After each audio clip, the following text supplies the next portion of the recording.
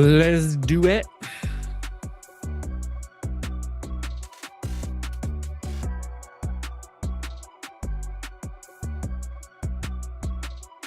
And we are live. Welcome to the NBA Deeper Dive. It is Monday, March 3rd? March 3rd. Got it. Should have just went with the confidence and kept going. It wouldn't have mattered. I'm Josh Engleman. I'm joined by Chris Spags. We're brought to you by us. Sign up at Stokastic or at OddsShopper. You can do both of those things, and it won't cost you a single dollar if you click the link in the description. 7 games ahead of us. Some of them pretty ugly, some better than others, and a 250 total in Atlanta and Memphis. Plus, it's Joval Day. Nothing could go wrong. Hit the like button, subscribe to the channel, hit the notification bell so you know when everything goes live. Follow us both on Twitter. Spags, how was your weekend? It was good. I mean, it honestly goes by pretty fast. We went to a pizza place locally here where they give the kids dough. So Luca got to play with some dough on Saturday. Didn't learn much about making pizza, but neither here nor there. We're here now, and I feel like all the players, Josh, that I have today, exposed to a lot of guys like Denny Avdia, guys like Quentin Grimes. They all had great games over the weekend that I had no part of winning money on, and now I'll play them today when they're priced up, and everybody else will play them. So I'm sure it's gonna be a lot of fun. You know, they make a product for children where they can play with dough, and you don't even have to go to a pizza place. It's not the same though. Like real dough. Like Scott. I mean, I've never really touched real dough very much besides this past weekend, I guess. So I don't make much bread around fake here. Italian. I am. Yeah. So we're not all spinning pizza dough around every day, even though the stereotypes lead you to believe that. But like real dough, Really? It feels different. Like you could feel the kind of little tensile things, the gluten in there that you have to break down because you're supposed to like beat up dough a little bit. So Play-Doh, I think, is gross. Like it just gets dry super fast. And when you initially get it, it's kind of slimy. Like it, in fact, is not nearly enough like dough, I think, is the issue with Play-Doh. You don't go to like Italian camp when you're 8 and you just walk around spinning balls of dough and stuff, jumping in pipes. No, I mean, we made sauce and things like around the house, but even that my mom was really not a good cook by Italian standards either. Like my grandparents were. So maybe that was part of it. But yeah, I don't know. I know how to make chicken cutlets, know how to do that. Like I know, but not pizza. Pizza's because you have to specialize stuff for pizza generally. I guess that must be the Asian side of you where you didn't get the Italian parts, you know? That's true. I mean, that side too. I don't even know. I use MSG though, so I guess got that killing on the Asian side. Okay. Well, Yeah. I'm the one with the pizza oven. I'm the one slinging dough over here. Not a single speck of Italian in my DNA. So, Oh, maybe. Apologies. Would you like some? Kind of. Be better than all the potato people that I'm made up out of over in Europe. But you want to talk NBA today? Yeah, if we're not going to talk about giving you Italian DNA, I guess we might as well talk some NBA. Chris Ostro says, I miss my mom's lasagna. I'm half Italian. That's the one thing that I miss is like I don't have cultural foods that anyone would want. Everybody in my family came from poor, disgusting food. So it's like mushroom broth and other things that don't taste good at all. Whereas Italians, it's just like, here's everything that's awesome that everybody wants all the time. None of like if I went to my mom's side Christmas, I wouldn't eat when I was a kid because it was just all disgusting. It's like different cabbages and all, like the foods no one should be eating any longer. Well, we ate seasoning. It was awful. Yeah, terrible. We had calamari. No. Like my godmother makes a great calamari, so that's one. That's super Italian. Calamari. And you say calamari, and then you can yell it. That's I don't think we had just meat at my grandmother's as a kid. Like there was no ham, turkey, anything you want to choose there. I don't remember any of that because that's what I would have eaten. But immediately after my grandmother would say the prayer, I got out of the kitchen and went and watched TV. You had something. That's all that matters. Yeah, it took a while. But now we're here. And we get to talk about the Golden State Warriors being 13-point favorites in Charlotte with a 228 total today. Steph Curry playing quite a bit better since Jimmy Butler made his appearance in the Bay Area. Not a ton of ownership, though, coming into this Golden State Warriors team right now. About 10% coming into Brandon Pajemski on DraftKings and on FanDuel. Draymond is just shy of it, does get to 10% on FanDuel. Steph's 5%. Jimmy Butler's 5%. Moses Moody's 5%. Does anything stand out to you here for Golden State? No, not a lot to like. I mean, I know I've seen enough on social media today, people talking about the Steph Curry homecoming narrative and his dad's going to be announcing the game and Seth Curry's going to be there. That's the reason he's going to go off. But in reality, these guys kind of appropriately priced. Not a bad team total for Golden State with 120.3 implied points. But nothing really stands out that meaningfully from here. Pajemski, I think, has done a good job keeping his rates aligned with where they should be. Jimmy Butler joining the rotation, obviously taking a good amount of work away. But he's playing, about 30 minutes a game. I think he looks good. Fields playing him 12%. I'm getting a little bit over 16 for myself. But I have 5% Steph. Fields at 5% Steph, so I'm not fully naked there. I think that's a positive. But really not a great spot here, despite a nice total and a matchup versus a very soft Charlotte team that does play slow for what it's worth. Do you think they're doing anything weird with their starting lineup today? I don't know why they would. I mean, they do game to game, I guess. So it's always possible they could move something around here, but does it even matter at this point? Like, I think the rotation's pretty, at least it's stabilized a little bit. I wish they would bench everybody and start Kevin Knox. I'm curious as how he's playing at a 1.2 fantasy point per minute pace. He's good for tanking season if they were tanking. Oh boy. The reason that I asked, so in their most recent game, obviously Jimmy Butler didn't play. And then somebody was out in their previous game. We saw Quentin Post start their most recent game. Now, I assume clearly Jimmy Butler is coming back into the starting lineup. But if they like that Quentin Post look, it wouldn't surprise me if Moses Moody moved back to the bench. They went with the start for Post. Just wanted to have a Quentin Post conversation on the off chance that he maintained that starting spot from their most recent game. 4,600 center only. Don't think it matters. Just wanted to bring it up because he was technically the starter in place of Jimmy Butler last time. Yeah, I mean, I've got him on pace for 1.16 fantasy points a minute today, and he's averaged 1.12 on the year. So I wouldn't have an issue with Post. It's just the issue, and I think it's what you're hinting at here is like, yeah, Post could start, I suppose, like they could jerk the rotation around if they want. But if he did, like, I wouldn't be confident that he would even start the second half because that's what happened before. Is like they've had Moody start, they bring in Post for the second half because he's playing better. You can clearly have it go the inverse way if they decide they don't need what he's doing out there, or they actually need Kevon Looney to defend the rim more as opposed to standing behind the arc and gunning a little bit. So conceptually, I get where you're going with it, and I would certainly play Quentin Post if he were announced as a starter. But like, even if he started, I just don't know if the minutes are secure enough and he's like a lock to close by any stretch. Completely agree with you. Completely agree with you. We just got news. Kelly Oubre out today. Ooh, Quentin Grimes. That's going to matter. Yeah. Justin Edwards season. Well, more secure minutes for both. They got to hand out 38-ish minutes now because Kelly Oubre's out, and they're not exactly drowning in bodies. So we'll get to Philly in a bit, but I'm with you on Golden State. There's just not much here. And if you think there's not much on Golden State, get ready because there's a lot less on Charlotte. Lowest optimal team of anybody on the slate at a grand total of 4%. 6% total ownership coming in on the DraftKings side. 6% to LaMelo on FanDuel is it. Will you be playing anything from the Charlotte Hornets? Because as of right now, everybody that's normally available for Charlotte is. Yeah, not getting very much here at all. Really, the issue I think is that LaMelo Ball doesn't really become a better play overall with some of the Hornets that are not there. Your Brandon Miller's, Trey Mann to a lesser extent, I guess. But really, Brandon Miller is the one where he had a lot of assist upside with Miller was on the court. With Miller off the court, he's only putting up about a 35% assist rate, so down enough from the usual 42% he's been on the year. So LaMelo, to me, I don't really see taking the stand there, even though he would be your one way to kind of keep this game competitive, at least theoretically. Bridges, I don't get very often when ball's in. Williams, I don't get very much now that they have three centers they could play in a given game. So this team, to me, I think, just to save time, is like, I really think nothing's playable. And we don't have anybody we're waiting for an injury on either. So I don't know how it would get playable unless you want to play the old stupid Seth Curry narrative here. But I don't think that's really anything anybody should do as an adult. No, not so much. We got an update on projections and ownership 4 minutes ago, just in case you want to grab that. But no, I'm seeing it the same way. Like, we don't have any really good optimal rates on these guys. Like, you want to play Mark Williams or LaMelo, I get it because they're talented, but Mark Williams is 7,900 today. LaMelo is 9,700. They are 13-point dogs.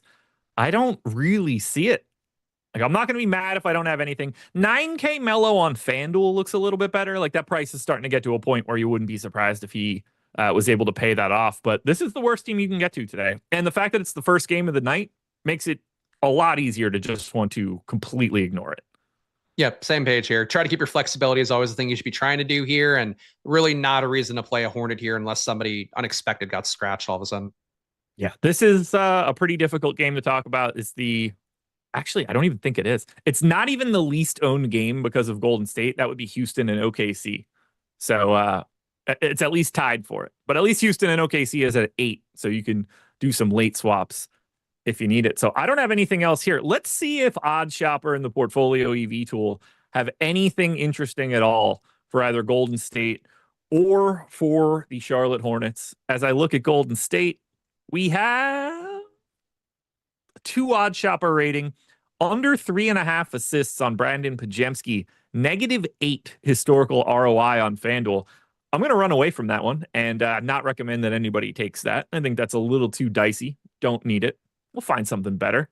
Like the 9 OddsShopper rating that's out there right now at Fanatics, under 3.5 threes made for LaMelo Ball, 9 historical ROI. We also have his PRA at 35.5. We like the under there on Fanatics. So if you do bet on Fanatics, there are 2 OddsShopper plays from LaMelo Ball, 5% EV, just shy of 4% EV.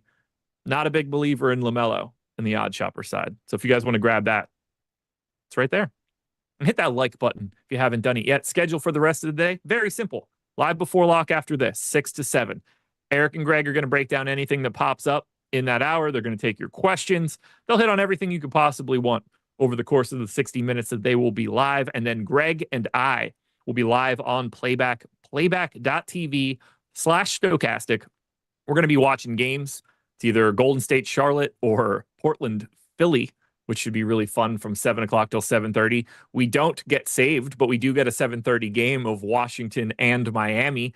And then we'll be prepping for the 2 8 o'clock games that lock. So we're going to have late swap news, ownership news, potentially some bets. We're going to be hanging out, watching games. It's totally free. So if you want to join us, click the link in chat or the one in the description, or just simply type in playback.tv. You'll find us immediately. We'll be the channel with the most viewers. I Portland Trail. I love these segments, by the way, because it's like having a break within the show where it's like I get like a little smoke here. It gets to sit back. It's fantastic. That was great promoting by you and really effective for both sides of the equation. I'm really good at this. It's incredible after 6 years. How actually almost 7 years now. This will be the start of 7 years.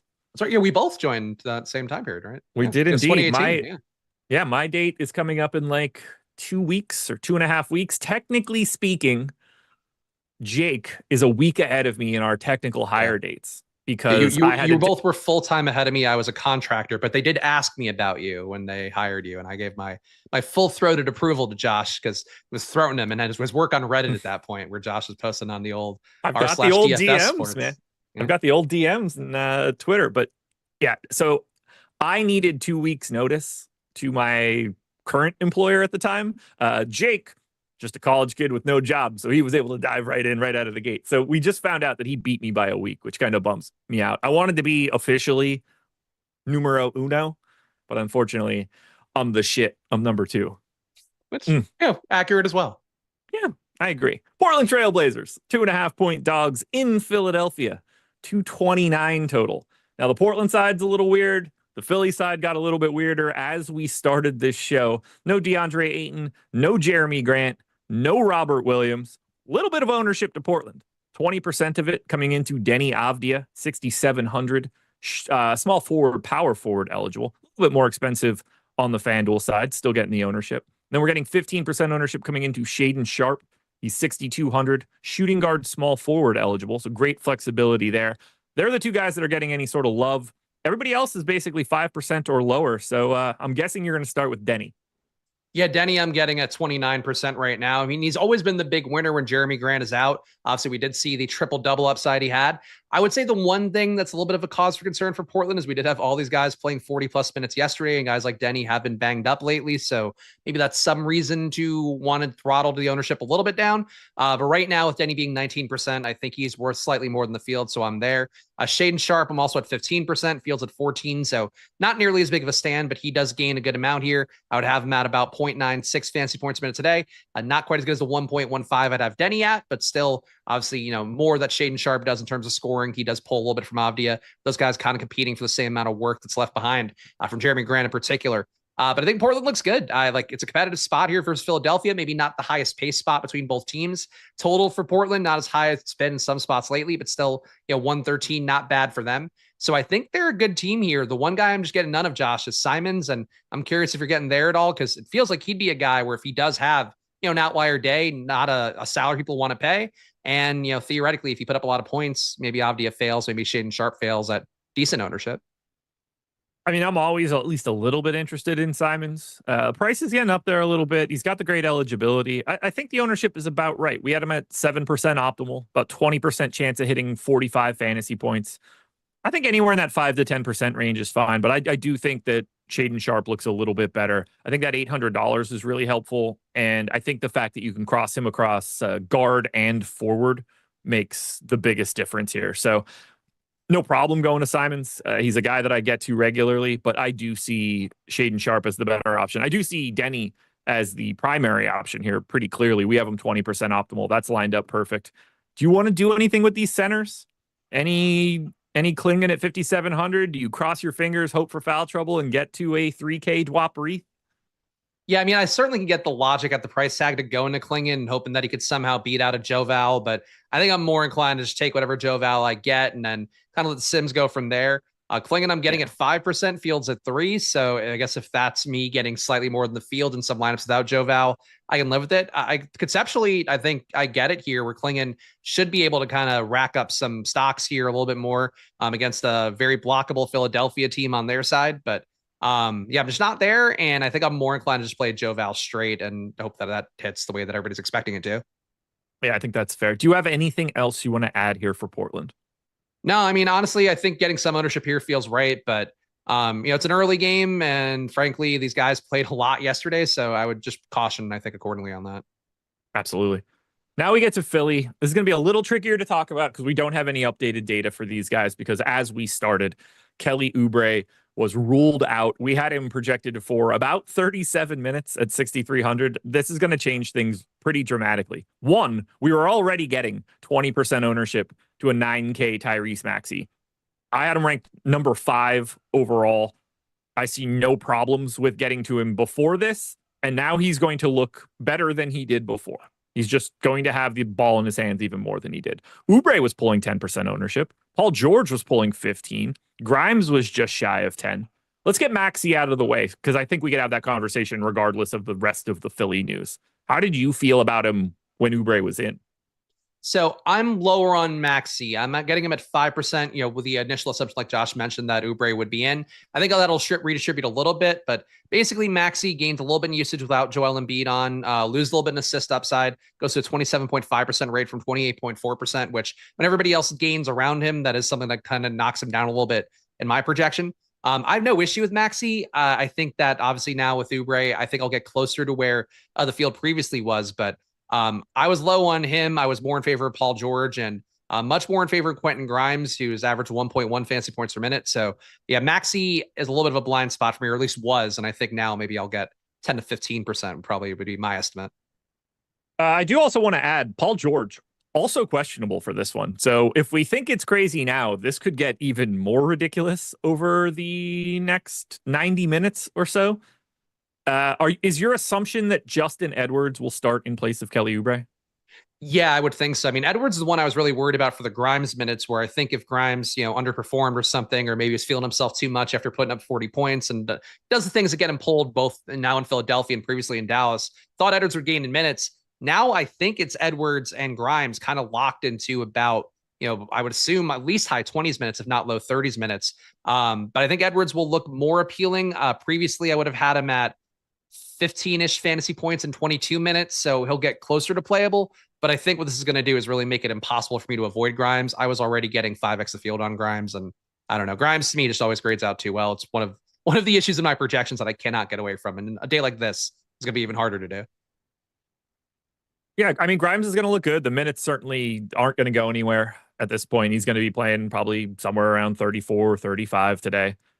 An extra shot or two is probably going to be there. I don't think he's going to move all that much. I just took a quick peek at Edwards. He started 9 games so far for Philly, averaged about 29 minutes in those games. He's a terrible per minute performer. probably gets into like the 5.1, 5.2, 5.3x the salary range, which will be totally fine for a pay down guy. You know, you get 10 to 15% ownership on him. I think that'll be pretty reasonable. Who else gets a benefit here, though, with Kelly Oubre out? Because in this case, that's going to cover, I don't know, call it like 15 of Kelly Oubre's minutes. Where are the rest of them going? Is that Ricky Council? Is that Lonnie Walker? Is that more Yabusele, which in turn brings you more Drummond? Where do the rest of these minutes go? And like, obviously, if Paul George is out as well, Philly becomes insane because we're freeing up like 70 minutes. Yeah, I think if you just get the Oubre part out, I think you're getting a lot of minutes for Justin Edwards, like we talked about. I think agreed on here. I think you're getting the rest going to Lonnie Walker to be my expectation. I think it could go to Council too. I suppose both the Roman numeral guys can compete for minutes, but I would think it would be Walker because it seems like he's moved ahead of Council in the rotation lately. If you got Paul George out, I think that's where Yabu starts to get more because they're both Yabu and Paul George. I mentioned before, but Yabu being out for some reason leads Paul George to really soar in usage based on the rates that they've had this year. Would think that then becomes Yabu being your stretch, I guess, stretch 3 would be what Yabu does there, playing a bootleg Paul George role, just jacking up some threes. But yeah, it's Paul George's minutes. I'm not sure because like I think everything is now going to Edwards and going to Grimes, and I think Paul George being out will make Yabu more in play, but should also lend some more to Walker and I would say, and also Council to a lesser extent. So who's the best play for Philly right now as we have it? Right now, with Oubre out, you mean? Yeah. I think it's Grimes. I mean, I like Grimes and he contributes in every category, and that's the main thing. Maxey, I think, is due to shoot better, and people in the chat pointed out, I saw in some other content as well, like he's just been shooting poorly lately. He does have a little bit of a hand issue, I think, as well. But like he's probably due to play better. But I think Grimes has really produced well whenever he's had opportunity, and he's the one that I think I would die on the hill of, especially if Paul George didn't go. Like at that point, I know you don't play Grimes. It's interesting to me that Tyrese Maxey is not on the injury report in any way. Like, because obviously there is something up with his hand, but it's surprising to not have him listed as probable with a hand injury. Like Philly fucks around with their injury report a lot and gets fined for it. You would think you would want to just cover your bases and be like, yeah, something's wrong with his hand. He's playing, but something's wrong. I don't know why they wouldn't do it. So that's kind of weird to me. Maybe Sergio wants David Roddy. Sergio, you might want to go ahead and save that one. He is not on the team. I'm going to go ahead and assume that he doesn't get in. Yeah. And also people ask about Jared Butler in chat. Jared Butler only gets minutes if Maxey's out. So like they have enough guys at the 2-3 to mix in, and Butler, they don't view him in that way. So yeah, that shouldn't help Butler too much. They went to Doughton before they went to Butler last time out as well. So yeah, even then it gets a little bit more confusing. But yeah, David Roddy is not on the Sixers any longer. So don't hope that he gets in. He won't. The Paul George news now is actually big because it's Portland on the opposite side. Like something's going to look good for Philly when you redistribute. I mean, heading into the show, we had them for 71.6 minutes between Oubre and George. If George goes away, we're going to have some value here for Philly. Yeah, it's still enough of a rotation though, where it's not like an 8-man or anything, but you definitely redistributed minutes that'll matter a lot for a few of these guys for sure. Yeah, well, let me just take a look and see what kind of idiots they have at the end of their bench, because you know, at this point in time during the season, it becomes a little hard to remember like who's actually on a 2-way and who got cut. So we'd have Maxey, Drummond, Grimes, Council, Bona, Walker, Butler, Edwards. Fuck me. Chuma Okeke is on this team. When did that happen? He's on the G League, I think, but the Knicks want him. Like they're one of the guys. The Knicks, TJ Warren, Okeke, and then Moses Brown are all like contenders for the Knicks roster spot. Okeke signed a 10-day with Philly on the 7th. Wait, so he's not on this team. Yeah, Alex Reese, I think, is the one you're missing. Why is it still showing on? Alex Reese is on a 2-way. Hood Schifino signed on the 1st. Doughton is on the 2-way. Yeah, Hood Schifino's not available. Why is Chuma Okeke still being listed on Spot Track right now? He signed a contract fucking a month ago. It was the 10-day. For 30 days. I thought he was still playing for the G League. I don't know. I thought I've seen something that he was still playing for. He could be still playing for their G League team, but per Spot Track, he signed a 10-day with Philly on February 7th, which obviously is way more than 10 days ago. Yeah. Yeah. Interesting. God, they got a lot of dudes that aren't very good. Get ready for Paul George news, folks. Get ready for it. Anything else for Philly? No, I mean, clearly we need to know more here, but Quentin Grimes, I think, unfortunately, it's just going to be a big play for me. So I'll just disclose that. I feel like my public disclosures to the FTC, I'm playing too much Quentin Grimes for the 100th time this year. All right. Hunter Walker is going to go ahead and take a bit of a break for 5 minutes for reporting incorrect information. Adios. Ooh. Yeah.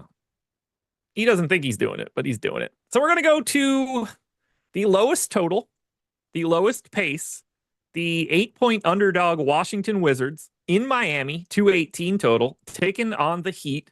Now, Washington, no Jordan Poole, which does create a little bit of usage to go around. And then Malcolm Brogdon, obviously, still out.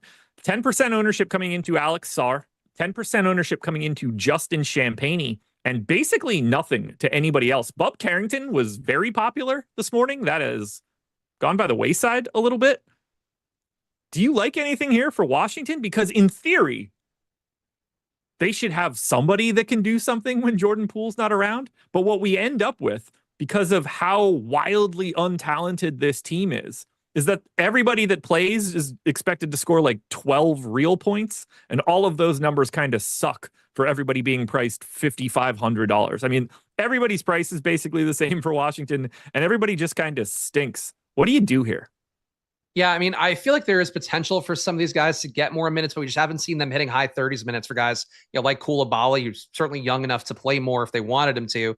And then you have Middleton and Smart in the mix, and I think that upsets things a little. That said, I'm willing to take a few shots here. Middleton has had about 1.3 fantasy points a minute, and this is not a good sample size, but without Poole, he's played, I think, 60 minutes or so. And he has assisted a good rate, over 40% there. Usage has been higher. When he was on the Bucks and he was the only option on offense, like he did have some nice games. So I think getting a little bit more on Middleton seems right, even though I don't expect him to play more than 25 minutes. But I'll take that risk for, I think, 10 to 15% ownership, and that's where I am right now. I'm low on Alex Sarr. I don't see him being a much better play here, but frankly, I never really get Sarr. Keyshawn George, I think, is the one play I feel the most comfortable with, where the minutes should be there. He's power forward only, which is not great, but should gain a little bit in terms of usage, in terms of assist upside as well. Have him for 0.85 fantasy points a minute, accounting for his rates without Jordan Poole. And Justin Champagnie, I think, is also playable as a value play. He's averaged 1.1 fantasy points a minute without Jordan Poole as well. I only have him, getting about 21 fantasy points today, but on a slate where there isn't a great value right now, I think he's okay. Though probably gets muted now by having Edwards be potentially an option. So I think Champagnie is okay. I think Middleton's okay. I think George is okay. But like you mentioned, just nobody stands out that much here. And total versus Miami is also not very good. Miami's matchup itself also not very good. 10 OddsShopper rating on DraftKings right now, under 3.5 assists for Keyshawn George, 9 OddsShopper rating. Bilal Koulibaly, under 1.5 threes made on BetMGM. Those are two massive OddsShopper ratings for this game, and I'd be happy to take anytime that I could take an under on somebody for the Wizards. I'll at least be happy to cheer for it, because most of these guys are under the ability of being good right now. That's for sure. Grossness. Also, we're going to go with Champagnie here. I will never say the right name. I in my mind, it's Champagnie. I know it's Champagnie. I've heard people say it. I can't reprogram myself, Josh. I think it's a stupid name. It should be Champagnie is what it should be. Leave that G out of there. You're as bad as Bill Simmons. But it's like, at least it's with like a shitty player who's like barely in a rotation. Usually his brother plays in a rotation.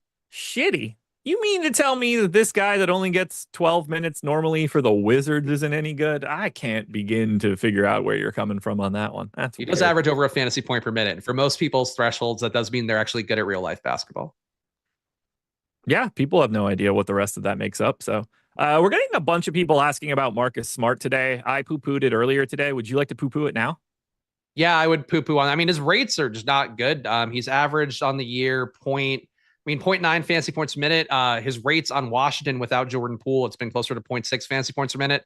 Just not doing a lot out there, defending, not assisting.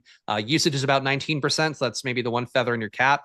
But it's just like you still have guys that can get up shots for Washington. So if he's not contributing assists, not contributing steals, what is he really giving you? CJ the Great made a great point here. He said, real G's move in silence. They do move in silence, like lasagna, I've been told. That might be why you're not able to say it. You are not familiar with this Italian cuisine. You cannot move in silence like lasagna because you are never handling the lasagna dough. That's the problem here. That's true. I don't make much lasagna around the house. If there were lasagna being made, Alex would make the lasagna because, like a good Italian man, I've trained my woman to do the things that I would prefer not to do. That's what I was looking for, brother. I like it. I like it. I love lasagna. It's hard to not like lasagna, right? Yeah, I mean Garfield. If Garfield hated a lot of things, man, he loved lasagna. It's you take one thing to the bank. It's Garfield's worldviews. He wouldn't have wanted to do this show, buddy. Not on a Monday. Oh, you'd hate it. Grr, buddy. Grr. You want to talk Miami? Because I don't. I want to talk about Garfield, but yeah, we can do Miami. Man. Now I just want to eat lasagna. Yeah, Garfield will do that, man. Garfield and Scooby Doo, two heroes, two animals that do not have proper diets. Pete Wheeler, put yourself in timeout. Vegetable lasagna? No. No, vegetable nothing is good. Some sausage. Sausage lasagna is pretty good. Yeah. All the meat you could find is what you should be doing. Well, we got to talk Miami Heat. Jaime Jaquez is doubtful. Davion Spags is questionable. Kel'el Ware is already out. And Andrew Wiggins is questionable. So clearly we're going to have a little bit of trouble talking about some of these guys. 15% ownership coming into Tyler Hero. 20 coming into Bam Adebayo right now. Let's start with those two because I don't think anything else that comes out really matters too much for them. Like clearly if Wiggins is out and Mitchell is out, like they get a little bit better, but we kind of know what we're getting out of the two good players left on Miami. What do you want to do with Hero and Bam? I want to play them both above the field. I mean, Kel'el Ware being out, I think helps Bam Adebayo's run out a little bit where he just loses a few of those annoying minutes to five sometimes that go away. You know, you could look through any sort of rotation on Popcorn Machine and see that Kel'el Ware sometimes just takes 1 minute, 2 minutes away from Bam and also takes away some rebounding upside in general. So just clearing that up, I think, is a positive for Bam at 8,400 and having power forward center eligibility. Hero I like as well, getting 20%. So I'm at 24% Bam, 20% Hero, so above on both. Would say Andrew Wiggins looks good if he plays, getting him at 19%. Fields only at 6. He's actually been a higher usage player in Miami so far, getting more about 24% usage and change as opposed to the 23 or so, or I guess closer to 22 he had in Golden State. So I have him at 1.1 fantasy points per minute today. I think he looks good. Those are it for me, though. The other Miami guys I think look okay, but would really prefer to consolidate Hero and Bam if I can. But if you get Wiggins out, like you mentioned, I think a few more minutes there will make a few more guys look playable. Highsmith, I think, becomes borderline playable as a value with him getting real minutes since the one day Kyle Anderson was chalk. Since that moment, Eric Spoelstra was like, Haywood Highsmith, got to be in the rotation every day. If Wiggins is out, I think Highsmith does gain from that as well. But Hero and Bam, I think, are your real wants here. Everybody else is just kind of a dude. Duncan Robinson, only 5% owned. He showed up a little bit in my sim. We have him 12% optimal, 20% boom at 33 fantasy points. He's 4,500, shooting guard, small forward eligible. Will look a lot better if one or both of Wiggins and Mitchell are out. Hypothetically, if they're both out, what the hell do we do here? Because we're going to end up playing all of Miami at that point. I would think Highsmith gets to mid 30s minutes, most likely. Burks consolidates some run. Rozier is back in the rotation, so I guess he could theoretically take a little bit. But yeah, the rotation gets pretty close to consolidated at that point, and maybe you start to take more shots on the second tier Heat guys. But I think ultimately, like everything kind of, all roads point to Hero and Adebayo, I think, looking like better and better plays. Versus a Washington team that we know is not very good and plays with about 5 possessions higher per game. If they're both out, I think Alec Burks is like 40% owned today. People are dying to play Burks. People are asking me about Burks in my Splash Play chat too. And like, I think people want to play him, but his minutes are still capable of getting jerked around a little bit. And I get Burks, but he's not old Burks that you plunk in and get 1 fantasy point per minute no matter what. I just ran it right now of he played 27 minutes on the 24th. So I was just like, okay, well, let's just do 27 minutes at, I did 0.78 fantasy points per minute. That gets me to 6.1x salary, 20 and a quarter fantasy points at 3,300, point guard, shooting guard eligible. I think we're going to have to give him those minutes if we lose Wiggins and Mitchell. Rozier starts to look a little bit more interesting, but he's still 4,300. I think at that point, Kyle Anderson probably has to play a little bit more. I don't know how many people want to do that, but we haven't had Wiggins for the past 2 games. The injury for Davion Mitchell is fresh, so we don't really know what's going to happen here. But Miami could go from we really like Hero and Bam to they're the second most owned team on this slate, depending on how this breaks. No, that's a good point. Pele Larson at some point I feel like could threaten for minutes too. Like he's just back out of the rotation again, and he was getting random minutes for a lot. So I just worry with Miami. Like ever since the Kyle Anderson day, where it's like, the rotation, it makes sense. Kyle Anderson's gonna get this run, and they dust off Haywood Highsmith for like the first time in a month, and now he's playing high 20s minutes every game, 30 plus minutes in some games. I just don't trust Miami enough. But I see what you're saying with Burks, and I think you're right on a projection level. He would become pretty chalky. Again, this is if Wiggins and Mitchell are both out, that's when you pay attention. If it's just Mitchell, then you start getting scared. Like, is it Burks? Is it Rozier? Is it Kyle Anderson running the offense a little bit as a point forward type dude? If they're both out, you feel better because they're just out of bodies. If it's just one, it starts to get scary. But pay attention to Miami. It's going to be very, very important. You know what else is important? Chris, which I don't think I've ever addressed you as. Signing up at Stokastic, whether it's for Sims on the DFS side, you can get projections, ownership, our boom bust tool, all that simulation package, premium Discord, or whether it's OddsShopper Portfolio EV, you're looking to sports bet or hit pick'em sites. You can come to either Stokastic or OddsShopper, or both, technically speaking, for no cost to us. You can sign up through one of our partners, whether it's a sportsbook or a pick'em site. Chalkboard's new. Maybe you haven't signed up there yet. Follow their instructions. Follow the instructions on the page. You'll pay us nothing. You'll get some sort of deposit bonus or bonus bets from whoever you sign up through, and then you'll get a month of whichever package you're choosing from us. These stack. It's not like you just use it and then you come in. You could use 6 of these. Get 2 months of DFS for the rest of NBA. Get 4 months of Portfolio EV. If you want to sign up through all of those that you see on the screen, Underdog, Sleeper, Fanatic, Bet365, if you can sign up through those places and you haven't before, that can get you month over month over month at Stokastic. Very easy. Links in chat or in the description if that's better for you. Come on in. Come hang out. You don't have to pay us anything to be here. $0. Who wouldn't want to do that? The main event, Atlanta Hawks, 8.5-point dogs in Memphis, 251 total. I have it at 105 pace. That's 5 possessions faster than any other game on this slate. It's number 1 versus number 2. Everybody's getting ownership on Atlanta. 10 to Trae Young, 15 to Terrence Mann and Karis LeVert, 20 to Dyson Daniels, and then 30 more for Zachary Risache and Onyeka Okongwu.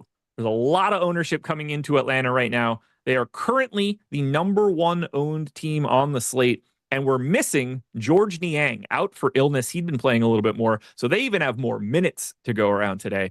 Where are you trying to go for Atlanta? Because clearly you have something here. Yeah, I'm getting the most of Okongwu right now, getting him in 40% of my lineups. The field's at about 25%, a little bit more than that. Okongwu has been the best player overall in court time without Bogdan Bogdanovic, without Jalen Johnson, without DeAndre Hunter, the guys they've lost for the year or traded, and that's it. He's averaged 1.2 fantasy points per minute. I would also point out Trae Young has averaged only 1.1 fantasy points per minute without those guys, losing some assist upside to some of the more quality Hawks around him. The guys around him now, I think, get their shot up a little bit more. So I think the data supports me getting Okongwu as much as I am. Pretty big stand there. I kept my rates flat because I would get too much of Dyson Daniels and not enough Trae Young. But Trae Young is going to be about 10% played. I'm getting a little bit more with him, basically being a good player, but again, not quite as good with some of the Hawks that are no longer available. I think Daniels and Okongwu, Josh, are the big winners here. I'm actually curious your thoughts because I know you don't love those chopped up rate things quite as much as definitely as much as I do. But like it stood out to me that Trae Young, like assist upside goes down a lot from some of the Hawks that are no longer there. Guys like Dyson Daniels shooting more, Okongwu shooting more, assisting more. I think just the offense becomes a little more, I guess, democratic in terms of who gets opportunity. And I'm just not sold that Trae Young is as good of a player with some of the guys who don't just kind of stand there and knock down threes. Are you with me on big stands on Daniels and Okongwu and lower stand on Trae Young? Loved Okongwu this morning. He was my number 1 dude pretty much all day. As of right now, he's sitting second behind Joval, which isn't all that shocking. And Andrew Wiggins out. Is Mitchell coming right now too? There we go. Mitchell out. Oh, baby, here we go. Miami Heat are going to be disgusting. It's Kyle Anderson season once again, so we could all get screwed. It's Alec Burks season again, so we could all get screwed. Get ready for Pelle Larsson, Kevin Love, and fucking, I don't know, Udonis Haslem. Who the hell knows what's going to happen for Miami today? Get ready for Eric and Greg to break that one out. Hawkes out, but we already knew that one, basically. Whew, get ready for that discussion.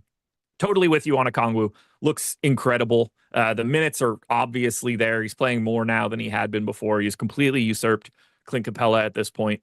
So no problems with Okongwu. No problems with Dyson Daniels. They're the two guys that I got they're not the two guys I got the most. Daniels is 1. Okongwu is 3 for Atlanta. I also got 35% of Zachary Risachet at 4,500. His minutes have been up a hair lately. I think it helps to not have Niang. 4,500. He's a fantasy point per minute guy. He's got the MPE. So those 3 guys I like quite a bit. I'd rank them Okongwu, Daniels, Risachet. Yeah, I'm not on Risachet at all. I'm getting 9% of him. The field's at 27 though, so third of the field for me. Now that there's better value opening up, I can't imagine I'll get much Risachet. I certainly get it, but yeah, Risachet to me, just the rates don't really support it. I think he kind of has been squeezed by guys like Niang and Levert coming in. Obviously, Niang's not available today, but I would play Terrence Mann over Risachet personally. Fair. Either way, all 6 of those guys, Young, Daniels, Okongwu, Mann, Levert, Risachet, I'm happy to have any of them in any construction I have. If I'm playing multiple lineups, they all look good. The game environment's incredible. There's so many fantasy points to go around. None of these guys are priced all that problematically. Anything in that group is fine. I don't mind getting a Trey. I don't mind getting a Terrence Mann. I don't mind getting a Karis LeVert. I'm either at the field or over the field on every one of these guys. Atlanta looks amazing. Now we'll see how that changes when we get to all of this ridiculous Miami value now. We also need to talk about the Memphis Grizzlies side of this one, which is basically impossible right now. Santi Aldama, questionable. Ja Morant, questionable. Bane, Jackson, Morant, all about 15% owned. No one getting any ownership for the rest of Memphis. What are we going to do here? Let's assume they're in for now. Do you have a preference for Memphis?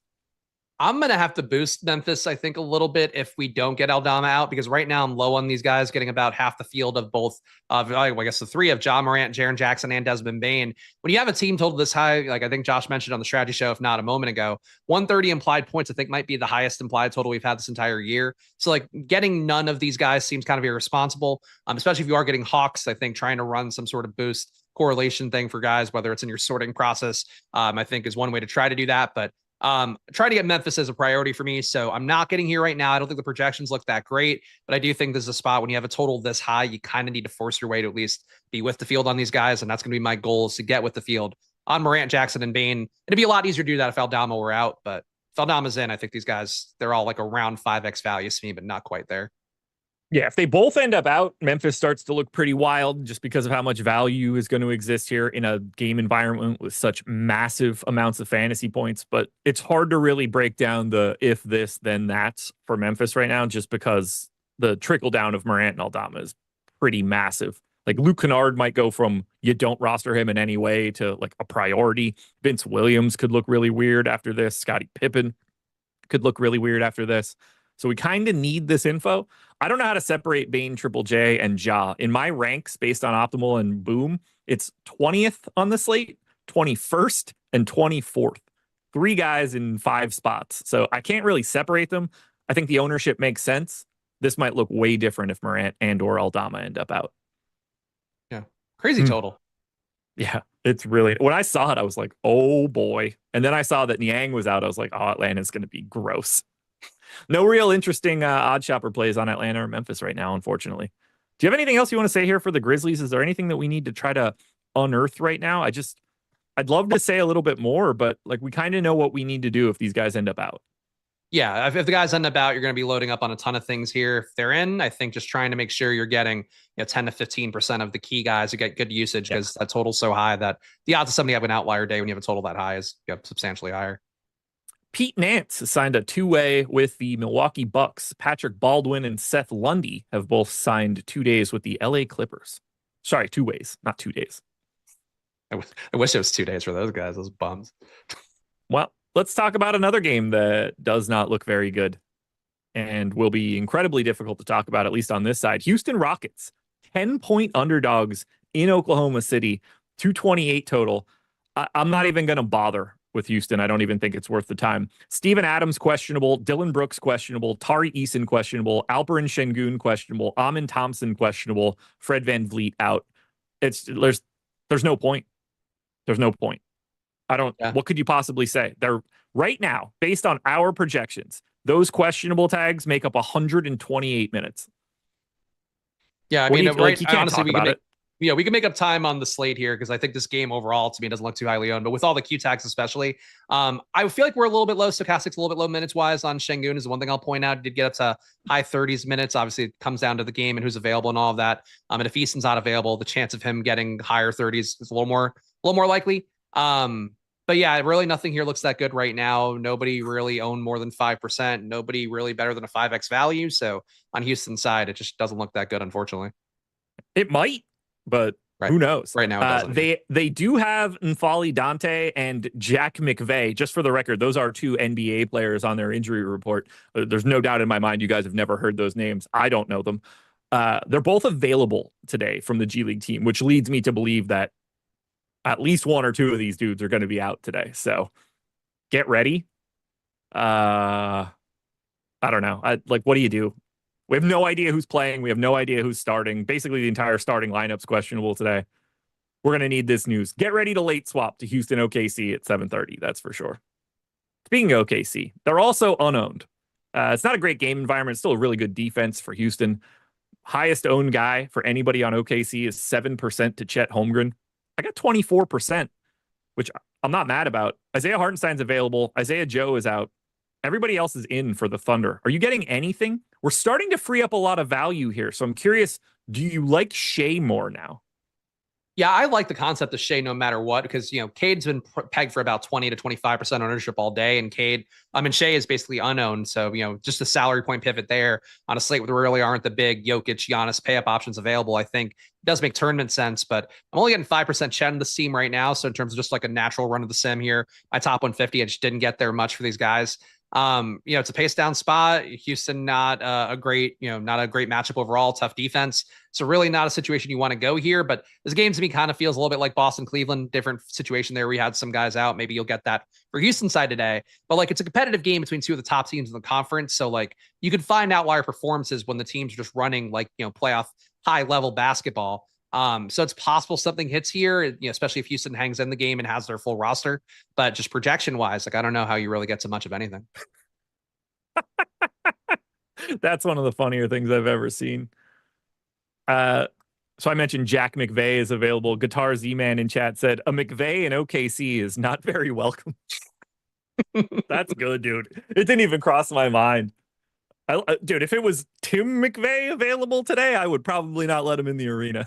If he shows up in a unmarked white van.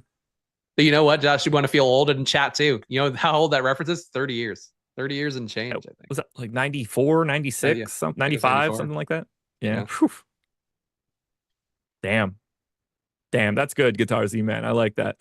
No interesting underdog OddsShopper plays. So I typed in Thunder to search for the Thunder, and Oklahoma City comes up first.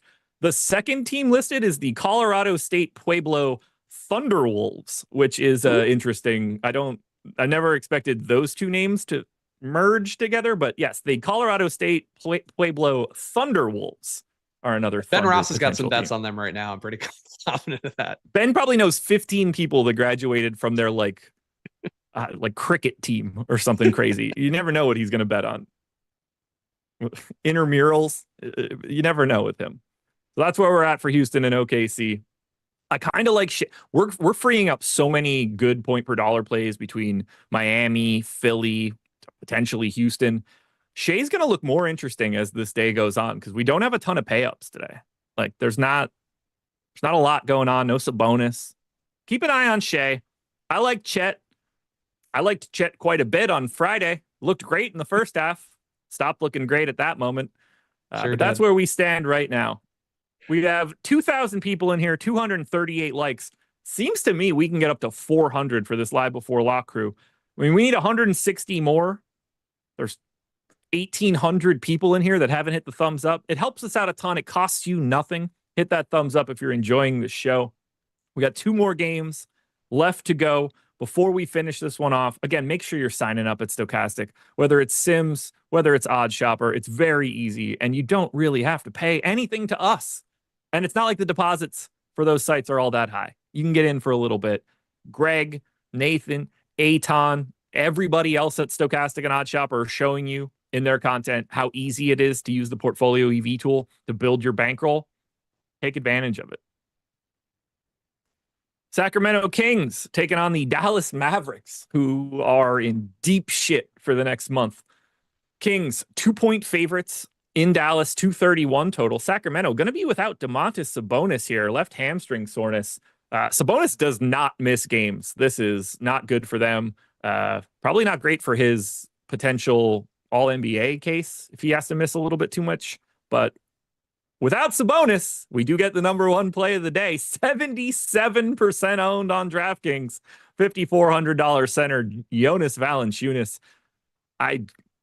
Look, can they go small against Dallas? Yeah, absolutely. Dallas doesn't have a single soul that resembles a real center at this point. I don't give a shit about Dwight Powell or Kai Jones, even if Kai Jones is available. I don't know if he is.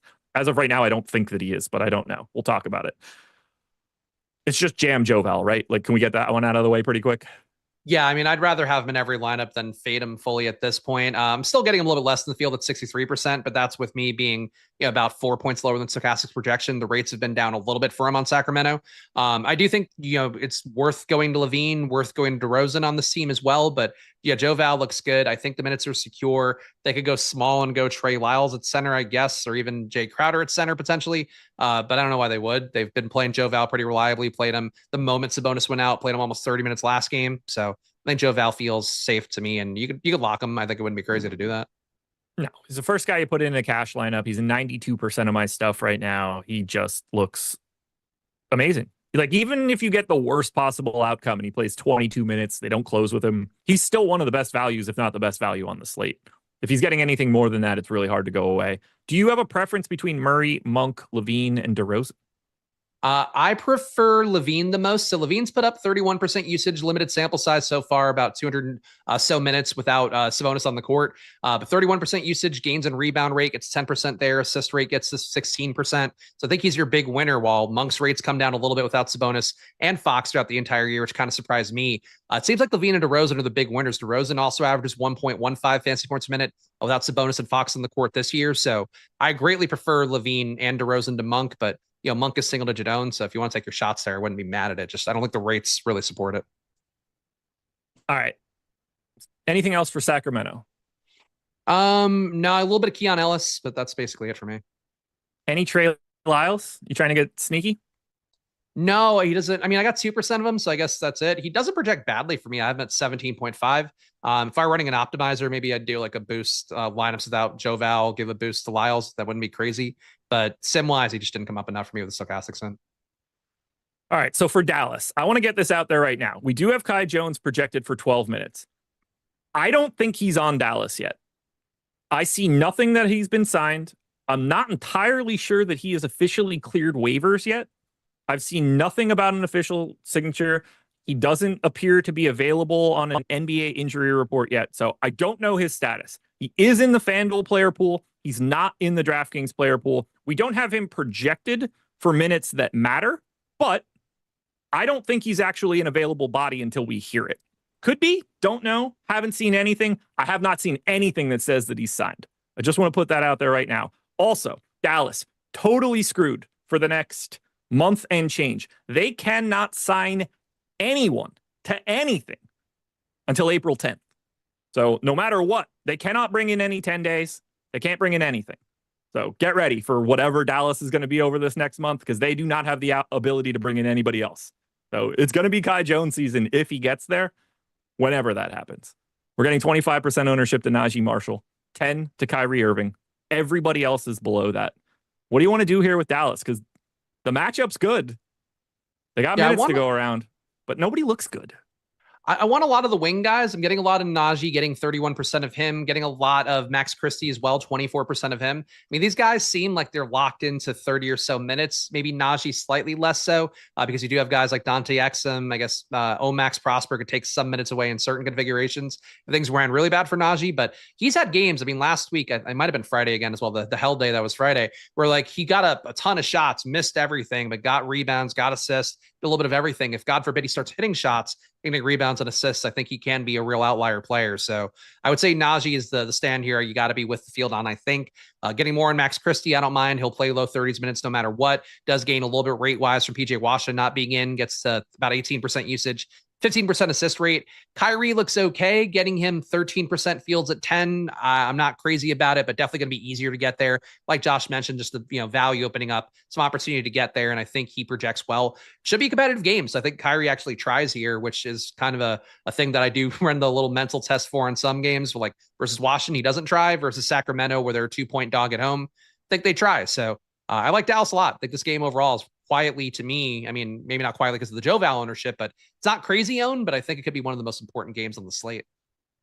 So Kai Jones was cut on or was waived on March 1st. It's a 48-hour waiver claim. I don't think he's available at all today. So just putting that out there right now. If that changes anything to anybody or someone like Dwight Powell or Omax or Kessler Edwards or something, I don't know. Like, we don't have Kai Jones projected for enough minutes that I think it matters, but I just want to make sure that I'm putting it out there that I don't think he's actually available. I mean, they got rid of Kyler Kelly yesterday, technically, right? So they do have the spot. I don't know if they actually did or not. I thought it was reported as though he was officially off the roster yesterday. Because I did try to confirm that because I was curious too. I thought they did as well. Spot Track does have him waived as of yesterday. Okay. So we'll see. It sort of depends on like when that waiver process went through. Ultimately, I don't think it's going to end up mattering at all. Only thing I see is a Jones tweet from a Twitter account, Mavs Digest, saying Jones will play Wednesday at the earliest, but I don't think it's an official person. That makes the most sense to me. So I just want to get through that. Do you have anything else you want to add here for Dallas?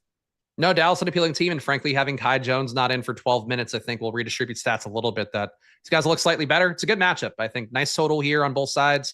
2-point spread, favoring Sacramento on the road. Like, seems like a really competitive environment for two teams that are not good enough to put the other team away. And Kyler Kelly officially got waived yesterday. I don't know if I said that out loud or not. Yeah. Okay. So let's go to the final game. Guys, hit that like button. We got to 400 likes. That means 500 is on its way. We're at the top of the hour. Pistons, Jazz.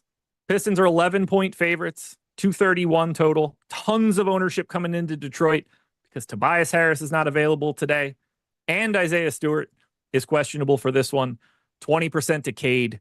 50 to Malik Beasley, 10 more to Schroeder, 10 more to Duren, 20 more to Asar Thompson. Pistons look awesome here. No Tobias, and they get to face Utah. Yeah, I like the Pistons a lot here. I like Beasley a lot. I'm definitely concerned about him being as chalky as he is because he is a guy that's going to mostly produce from hitting a ton of threes. And if those don't fall, things could start to get a little bit weird for him. But I am getting him in 61% of my lineups right now. Fields at 50. I think Beasley is a core play today at shooting guard, small forward. Oh, yeah, what now? Mavs PR 1 minute ago signed Kai Jones to a 2-way contract. So there you go. When I started that conversation, that had not been announced. I talked it in. So they could be watching live, and they were like, "We have to address this, Josh," because Daryl Morey watches. Maybe he's talking to Nico Harris. Absolutely. Hit me with the rest of the Pistons. Yeah, so Detroit, I think Beasley a core play here, but there's an obvious pathway for him to fail, I think, if he doesn't hit his threes. So I'd keep that in mind and maybe don't go whole hog on him past the 50% ownership too much. Asar Thompson, I'm a little bit low on, 16% compared to the field's 22. Minutes for him should be as secure as possible, but still probably not getting much higher than high 20s, I would think. So that's sort of my concern point for him. Jalen Duren, I'm up on. Cade, I'm a little bit low on here, 13% compared to the field's 25. But no matter what, you're getting Detroit. It's a soft matchup. Utah's not very good. 11-point spread doesn't indicate like they're going to smoke Utah on the road either. So competitive game versus the crappy defense. I think all the Detroit guys seem worth some amount of ownership here. Tied for the most owned team right now. I'm over on Schroeder, over on Thompson. I've got a ton of Malik Beasley. I've got a bunch of Cade. Didn't get much of Tim Hardaway Jr., didn't get much of Jalen Duren, but that's what happens when you face Utah, man. You just look a little bit better. Pretty easy. Then we get to Utah. No Jordan Clarkson. Tanking. John Collins, doubtful. Tanking. Laurie Markkinen out, tanking. Colin Sexton, questionable. Oscar Tshiebwe, questionable. There's no ownership coming into Utah. 10% to Walker Kessler. Is there anybody you want to get to here from the Jazz? Currently have 33% Walker Kessler, which I don't mind currently because it'll give me some late swappability. But that feels like a lot for him. The minutes for Utah, the last game that most of these guys were in, guys got capped around 25, 26, and they were kind of letting everybody play. You do have a guy in Filipowski behind Kessler who, if he gets hot at all, can take a few minutes away too. So probably don't want to go crazy on Kessler, but he's my biggest stand. Keontae George getting 11%, Fields at 8 and change. I think he's a good play. Minutes seem secure for him with Clarkson out. But Utah's got enough bodies here, and really nobody got opened up in a meaningful way. If you get Sexton out, I think Sensabaugh becomes a better play at shooting guard, and I think Keontae George looks a little bit better as well. But it's just like there's too many guys who are available and not enough guys who play well, and kind of a weird mix for Utah today. Even though if you get one or two guys out, I think it'll look a little more playable overall. Yeah, I basically didn't get anything other than Kessler, and he's really the only guy that I would be happy to get to at this point, other than the fact that if you get a bunch of Utah, you could swap off of it for the rest of the day. But man, tonight's going to be crazy. There's a lot of dumb stuff going on. It's a good day to make some money, especially with the way the schedule's set up. It's a great day to use our late swap tools. Make sure you're signing up at Stokastic. Spags, tell the people where to find you.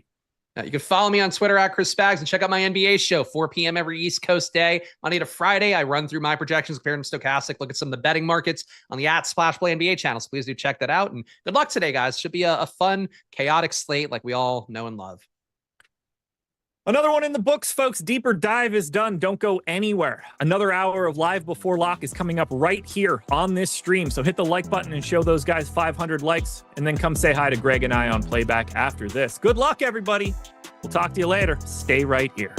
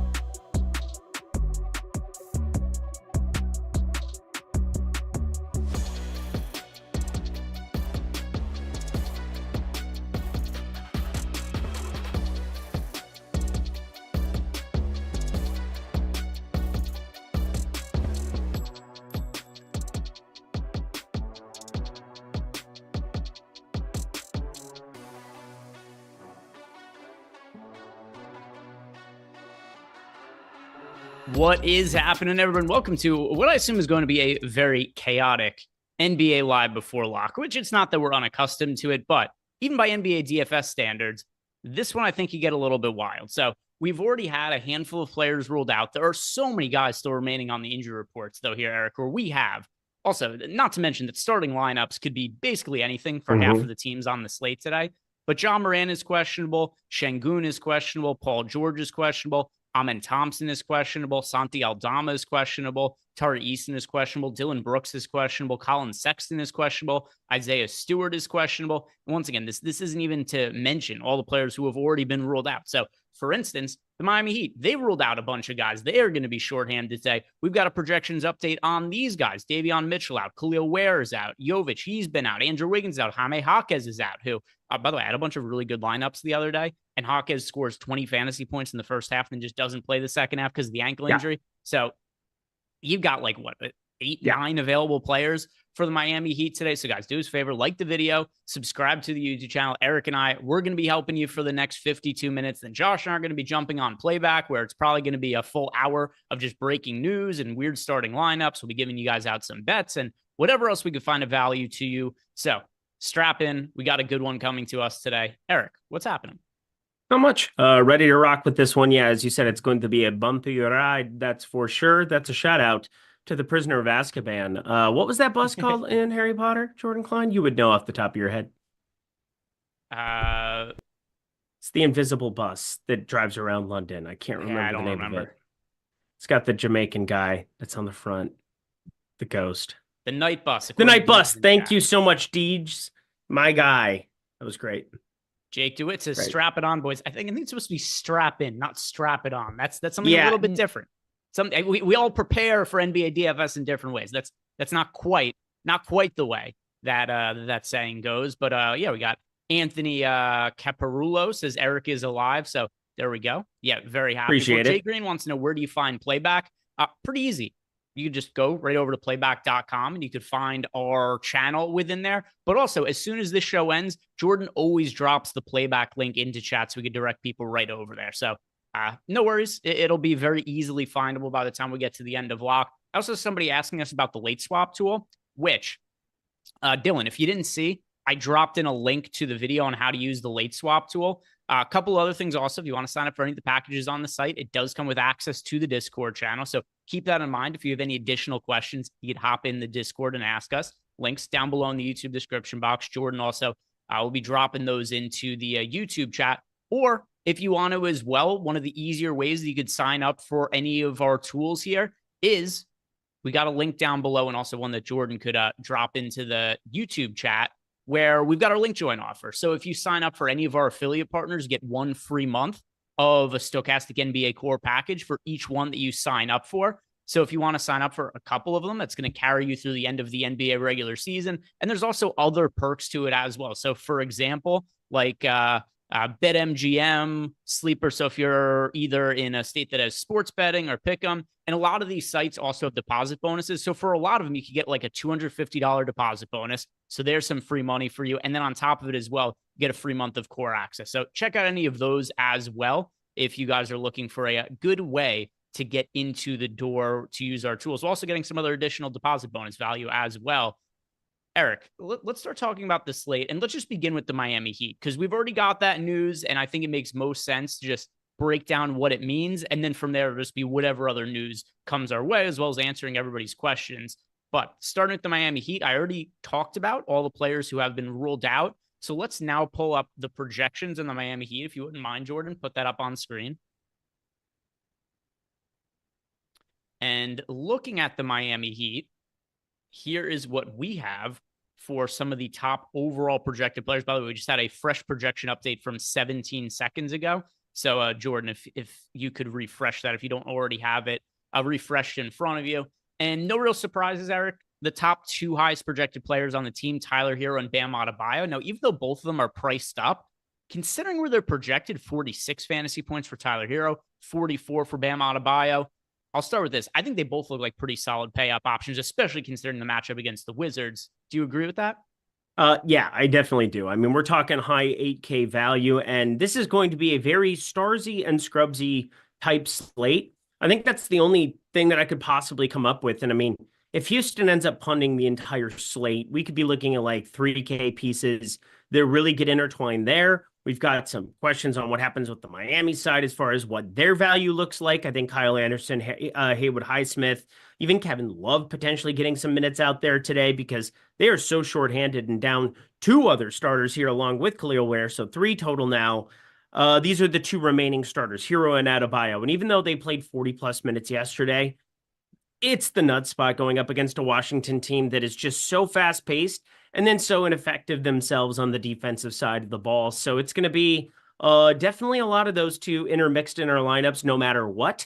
Even though SGA, Cade Cunningham, I do want to track what happens throughout the show here as far as the ownership on these two guys, because, well, not as many people may be making way to those real spend ups as what there probably should be. But I mean, we don't really want to play LaMelo Ball. We don't really want to play Kyrie Irving at 9,500.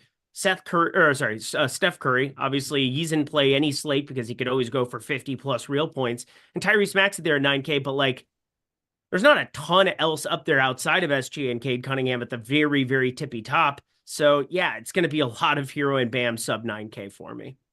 Also nice over on DraftKings. We've got Bam with the power forward and center eligibility. They finally adjusted to that. For a very long time, both him and Khalil Ware were only center eligible, but we got the power forward eligibility for Bam as well over on DK. He's had it on FanDuel for a little bit.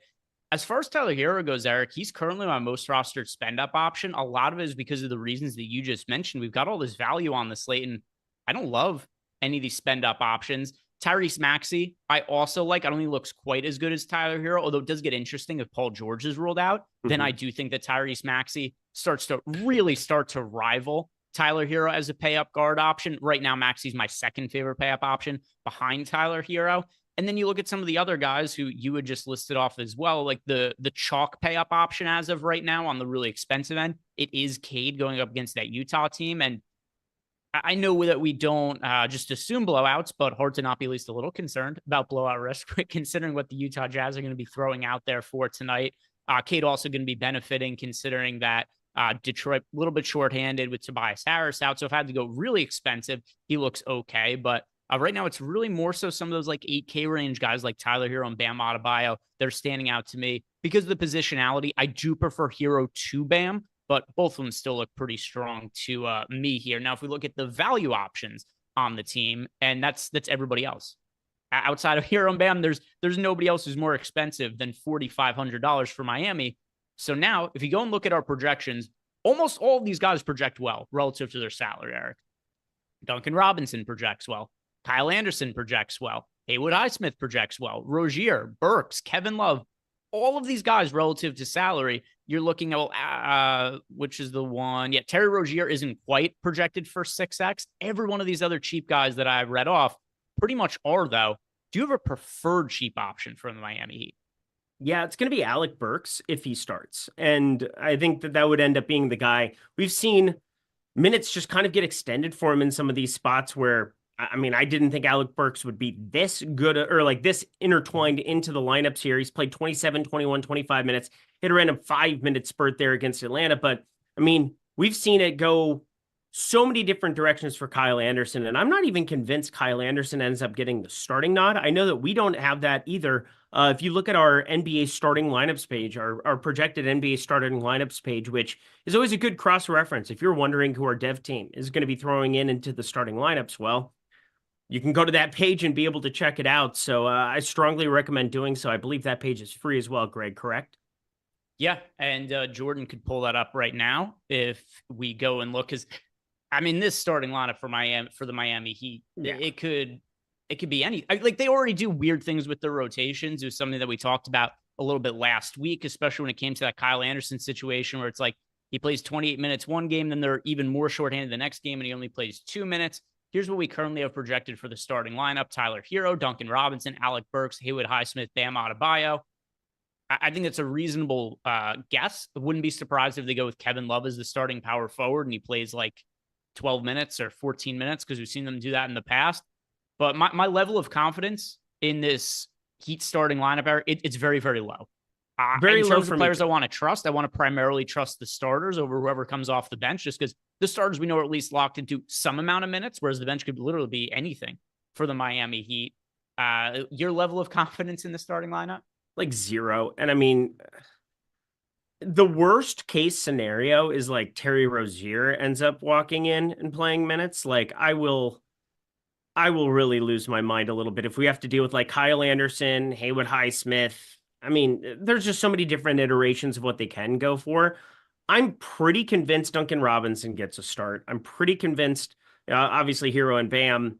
The other two are just completely up in the air, I think, and you could get any combination. I mean, even getting like a Pell Larson start. I know that sounds absolutely batshit insane, but like maybe they just want to have Kevin Love play backup 5 for like a couple of minutes, or Kyle Anderson can play that against Washington, depending on what they do. But Sarr, not exactly the biggest center out there on the Washington side of things. Holmes backing him up there, more of a true center. I think Kevin Love, yeah, there's a lot of ways that this rotation can really play out, and they're going to be a headache. What I'm really hoping is that somehow, some way, we get late news that we're building for already, and that we can take some of these Miami pieces and maybe turn them into Houston pieces. We shall see.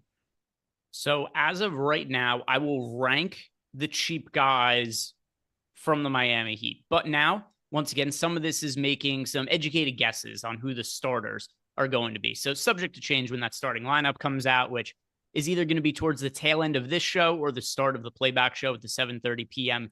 Eastern time tip-off for the Heat game. As of right now, the players I'm getting to the most of, and it kind of goes in tiers. So for cheap, tier 1 for me right now, Eric, it is Kyle Anderson and Alec Burks. And then the next tier of cheap guys, it's Kevin Love and Haywood Highsmith. And then Duncan Robinson coming in last there. The reason for Duncan Robinson coming in last, even though I actually feel relatively decent about his minutes compared to the other guys, is he's about $1,000 more expensive than the other cheap options from the Heat. Totally makes sense. You know what you're getting with Duncan Robinson. You're getting a guy who you're just wanting to make 6-7 threes. Like that's really what you're doing with Duncan Robinson. Not going to add a ton else to the portfolio. Has good positionality. Again, he might end up being somebody who just ends up under-owned relative to what he should be. And I feel far more confident about his minutes than I do anybody else's. But because of how many lineups are going to be taking shots throughout this Miami Heat rotation, I think it's really trying to...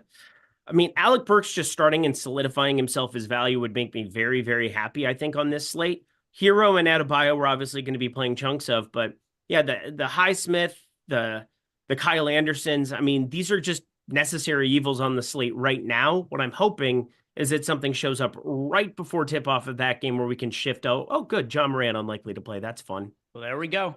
So we got Desmond Bane, CLV, let's go. Yeah, I kind of thought that we were going to see John Moran in, but apparently not going to be the case. So we'll talk about the implications of that. By the way, also, let's see what else rolls in, because Santi Aldama also considered unlikely to play. Let's see if there's anybody else that Taylor Jenkins added to that list. But as of right now, John Morant, Santi Aldama, both considered unlikely to play. Who else? Just trying to jog my memory. Who else was questionable from Memphis today? So outside of just Morant and Aldama, so we shouldn't have to worry about anybody else. Desmond Bane was on the injury report earlier. They removed him. Same with Vince Williams and Brandon Clark. So Morant, Santi Aldama, both going to be out of action today. Does this give us potentially a new pay-up option in Triple J, Eric? Yeah, and Desmond Bane, who comes back after not playing yesterday. I mean, this is definitely gonna be a fun one. It's the 251.5 total that we had last night.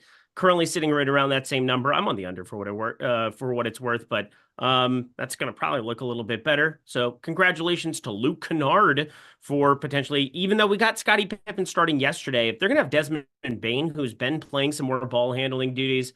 I mean, 5.5 assist prop is kind of what we were looking at with John Morant expected in today. So it's going to look a little bit better if you ended up on that as well. But Luke Kennard could end up getting the start instead. We saw him play better between him and Scottie Pippen as well yesterday, even though Scottie Pippen found a way to salvage, got up to the 29 fantasy points. It didn't end up mattering in the end, but I am very curious who ends up starting between the two of them. And otherwise, yeah, it's what you said. Jaren Jackson Jr. is 8K. Desmond Bane is 7,600. You put that, and you put that relative to like the Miami side, where it's Adebayo and Hero for, exponentially more. And you look at this game environment and what Memphis does every game, which is just be about that pace. I mean, it is just an awesome spot to be invested in these two as well. What's your best guess? And we'll have projections updated in our projections in a couple of minutes here or so. But at the moment, while we're waiting on it, who do you guess? We know 3 of the starters. We know Bane, Jaren Jackson Jr., and Jalen Wells. Those are 3 of our starters for the Memphis Grizzlies. Who do you think goes to the other 2 spots? It's a great question. I'm I mean, I thought Ja was going to play. So, I mean, obviously, I'm happy from a betting perspective. Didn't think Santi Aldama would play. They've done this weird thing where they'll just like start whomever. I'm going to say that they start Kennard today instead. He played 24 minutes. What was that? I said, okay. I think it's Kennard, Bain, Wells. I mean, they don't want to go Zach Edey here with, maybe they do. I mean, maybe they slide him back in there as well. I mean, he's going to look good either way with the limited bodies there and Santi Aldama being out. I'll go Vince Williams Jr. from the class. Okay. It could be a lot of configurations. I don't really think Brandon Clark slides in first game back. I don't think G.G. Jackson steps in. He's been playing far more limited minutes recently. I mean, that whole... Why did they start John Contra the other day? Nobody knows. Why did they start him yesterday? Nobody knows, but so it's provocative.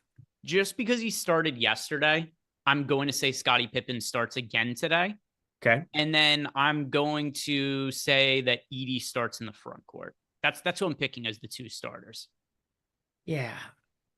Okay. I like the Edey one a little bit more. I do think it's different when it's John. We'll see. We'll see. Scottie Pippen Jr. Yeah. I mean, 4,400 for him. He's still going to look good. It's pretty easy swap between Kennard and Pippen too. So that kind of makes life easy. Yeah. And as far as projections go, let's see if that's updated yet. If not, we'll answer some of your guys' questions. And yeah, so we'll answer some of the outstanding questions here, and then we'll circle back on the projections and bring it to you guys as soon as that's updated. But first, SMP in the chat said Pippen has not started in this spot at all. Yesterday. He started the last game. Yeah, he started last game. And before that, it was Kennard that was starting. And again, some people are confused why you would think it was Kennard, or some people are confused why you wouldn't think it's Scottie Pippen. Like, I get it. There's just some variability with who they're playing. I do think that with Desmond and Bain back, it changes the equation a little bit as far as, do they need to have another ball handler out there? Because Desmond Bain's been doing a pretty good job in relief duty as one of the point guards out there. And it wasn't until, is that the first start Scottie Pippen had in forever yesterday? It felt like it. So yeah, it was a minute. It's over 2 months. Is that right? All right. So Scottie Pippen, let's see, checking out his game log. And he played 28 minutes in that last game. And that was a game, by the way, in case anybody is looking for, it was actually Saturday, not Sunday. Not the biggest deal in the world, but Saturday against the Spurs, if you guys are checking like the NBA app or something like that. Scottie Pippen started 28 minutes, scored 29 fantasy points. That was with Ja Morant out. And to Eric's point, that was the first time he had started since January 6th. And it's not because there weren't other games that Ja Morant wasn't out for. They just started Luke Kennard at point guard in those other games. So could they start Luke Kennard? Absolutely. The only reason I think Pippen's a little bit more likely to start is just because he started the last time that Ja Morant was out, which happened to be 2 days ago. But there was also a game that the Grizzlies lost. So maybe that means that they pivot and they go back to Luke Kennard. We'll see. We'll see. As far as your guys' questions, let's see. I thought I saw a super chat come in. And yes, a couple of them. One of them is from News Guy. That was for the last show. Skylar Bernard wants to know, how can we even trust Kyle Anderson to play? Well, they're so shorthanded that they are going to have to. The question to me, all right, so he says, how can we trust Kyle Anderson to play when he basically DNP'd the other day is mega chalk? Sure. So the short answer is the Heat are so shorthanded today that it stands to reason he's going to have to play some allotment of minutes. The more relevant question here is, can we trust him to play big minutes? To which the answer is no, not really. You can't really trust anybody from the Heat to be playing big minutes, but here's what they have for available players. Tyler Hero, Bam Adebayo, Duncan Robinson, Alec Burks, Kyle Anderson, Haywood Highsmith, Terry Rozier, Kevin Love, Pelle Larsson. That's 9 guys. They only have 9 active players. And considering they only have 9 active players and how cheap the entire team is outside of Tyler Hero and Bam Adebayo, you kind of have to take some shots on these cheap Miami players because it's inevitable that a couple of them are going to have relatively decent games. per what their price tag is. Now, it doesn't mean that I want to have Kyle Anderson like 70% of my lineups or anything like that, but I want to be taking shots on him. I want to be taking shots on Alec Burks, Haywood Highsmith. The reason I gave out kind of the tier rankings before is I was just kind of trying to sort the players based on where I think I'm going to be getting the most exposure to them, still pending that starting lineup. Even if Kyle Anderson comes off the bench, there's still an upside there. In terms of the downside is still really significant. So if he's coming off the bench, I wouldn't consider him a cash game play. But for tournaments, we're trying to look for upside, and it's pretty apparent there. But Eric, what's your level of confidence in Kyle Anderson? Like, I'm a 3 out of 10 in terms of like confidence. Yeah, I have no confidence. I mean, there's just nothing you can say about it because, like, it just comes down to bodies. I mean, you can just count them. We have Hero, Robinson, and Adebayo. Those are 3 guys I kind of expect to start. I think Burks, Highsmith, or Anderson. So there's 6 guys that I'm pretty sure, are in the rotation. But even still, you've got Hell Larson there. You've got Kevin Love that they can do the spot start for and slam Adebayo down to the 4, Love down to the 4, however you want to look at it. And Rozier, who's just been in the doghouse since his controversy with you, but it is what it is. Terry Rozier has been back playing a couple of minutes here and there, but it had some DNP CDs recently. You just have so many bodies that are out. Jovic still out. Jaquez out today. Ware, Wiggins, Mitchell. I mean, there are some prominent pieces that are out, and I don't think you can completely box out Kyle Anderson no matter what you do if you're Eric Spoelstra today. So even coming off the bench, plus we've got a $70,000 plus tournament. I know a lot of people playing in the main iteration on DK.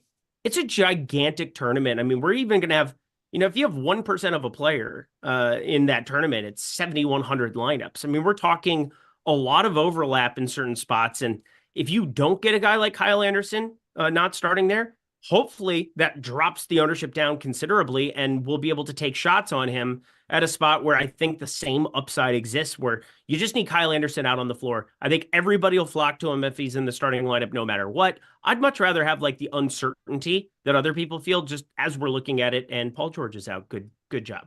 Hilarious. Absolutely hilarious super chat here by Comment God. Kevin Love, exotic play of the night or Sims DEI hire? Can it be both? Why not both? Both. Yep, we can be both. We're not going to do we don't do that bit. Anyway, Anthony Masili, $1.99. FanDuel fave plays and fave leverage play. Ooh, FanDuel. I'm playing that today too, so kind of excited. Excited. I'll get to. I have to rerun Sims when projections update, and then we'll circle back on favorite players at each position. See your question. Gonna answer it probably in like 5 minutes or so. As far as Kevin Love goes, here's why I'm going to be getting exposure to him today. There's only, Eric touched on this before, there's 2 available big men for the Miami Heat today. I mean, they could probably throw out whoever the hell they want against the Wizards and end up winning the game anyway, so what does it matter? And I do think that Kevin Love, his playing time upside is capped certainly to a pretty large degree, but this is the best opportunity he's had all season to play extended minutes. He's still a decent fantasy producer. If you get 18 minutes out of Kevin Love, he's going to project pretty damn good in a matchup against the Wizards. I'm not going to go crazy with my exposure to Kevin Love, and Paul George out. Cool. Yep, said that. That was wild. Anyway, just to round out the conversation. Maxey, Grimes, Edwards, Yabusele, and Drummond starting together in the front court. So we'll touch on that in a second. But first, as far as Kevin Love, just to hammer home the question we got from Comment, got somebody you're going to be getting exposure to tonight? Yes, but I will be very, very, very, very cognizant of how much I'm getting to. Like they're on the second half of a back-to-back, and like Bam and Hero played 41 and 42 minutes. We had 37 minutes for Davion Mitchell that we're replacing. Khalil Ware, 29 minutes we're replacing. Kevin Love was not in the rotation at all. Kyle Anderson only played 6 minutes. I get how uncomfortable this is, but the upside is just tremendous there. I would feel better about taking shots on Kevin Love just knowing that he was seeing the floor right from the get-go, whereas Kyle Anderson, I feel like there's just no way that they can keep him off the floor, and famous last words, of course, but this is just one of those spots where you see the back-to-back, everybody wants to react to what just happened yesterday, and Eric Spoelstra can just do whatever he wants here. And, Guys like Terry Rozier played 15 and a half minutes. If we're just using the logic of yesterday, you would be all over Terry Rozier here. And yet we're talking way more about Kyle Anderson because of positionality and because of what they might potentially need. And it's a Washington matchup here, of course, on the other side too. Not that Atlanta sucked yesterday, because that's a great matchup as well. But the more you just go through how many bodies they have, Kevin Love would have to see the floor in so many different circumstances, unless they're just going to play 40, 42 minutes for Bam Adebayo. If there's a blowout, I would think Kevin Love has to play some minutes there as well, where they don't necessarily want to have their main guys who just played 40 plus minutes in that spot. So a lot of uncertainty for sure, but in tournaments, that kind of breeds the top type. Like, those are the plays we really want to be overweight to. All right, we got some people asking us about the nuke of the night, and we're still sitting here waiting on some projections updates before I could rerun sim. So, Eric, you ready to do nuke of the night? Should we do it now? Yeah, let's do it. All right. I wonder how close we are to being on the same page. Okay.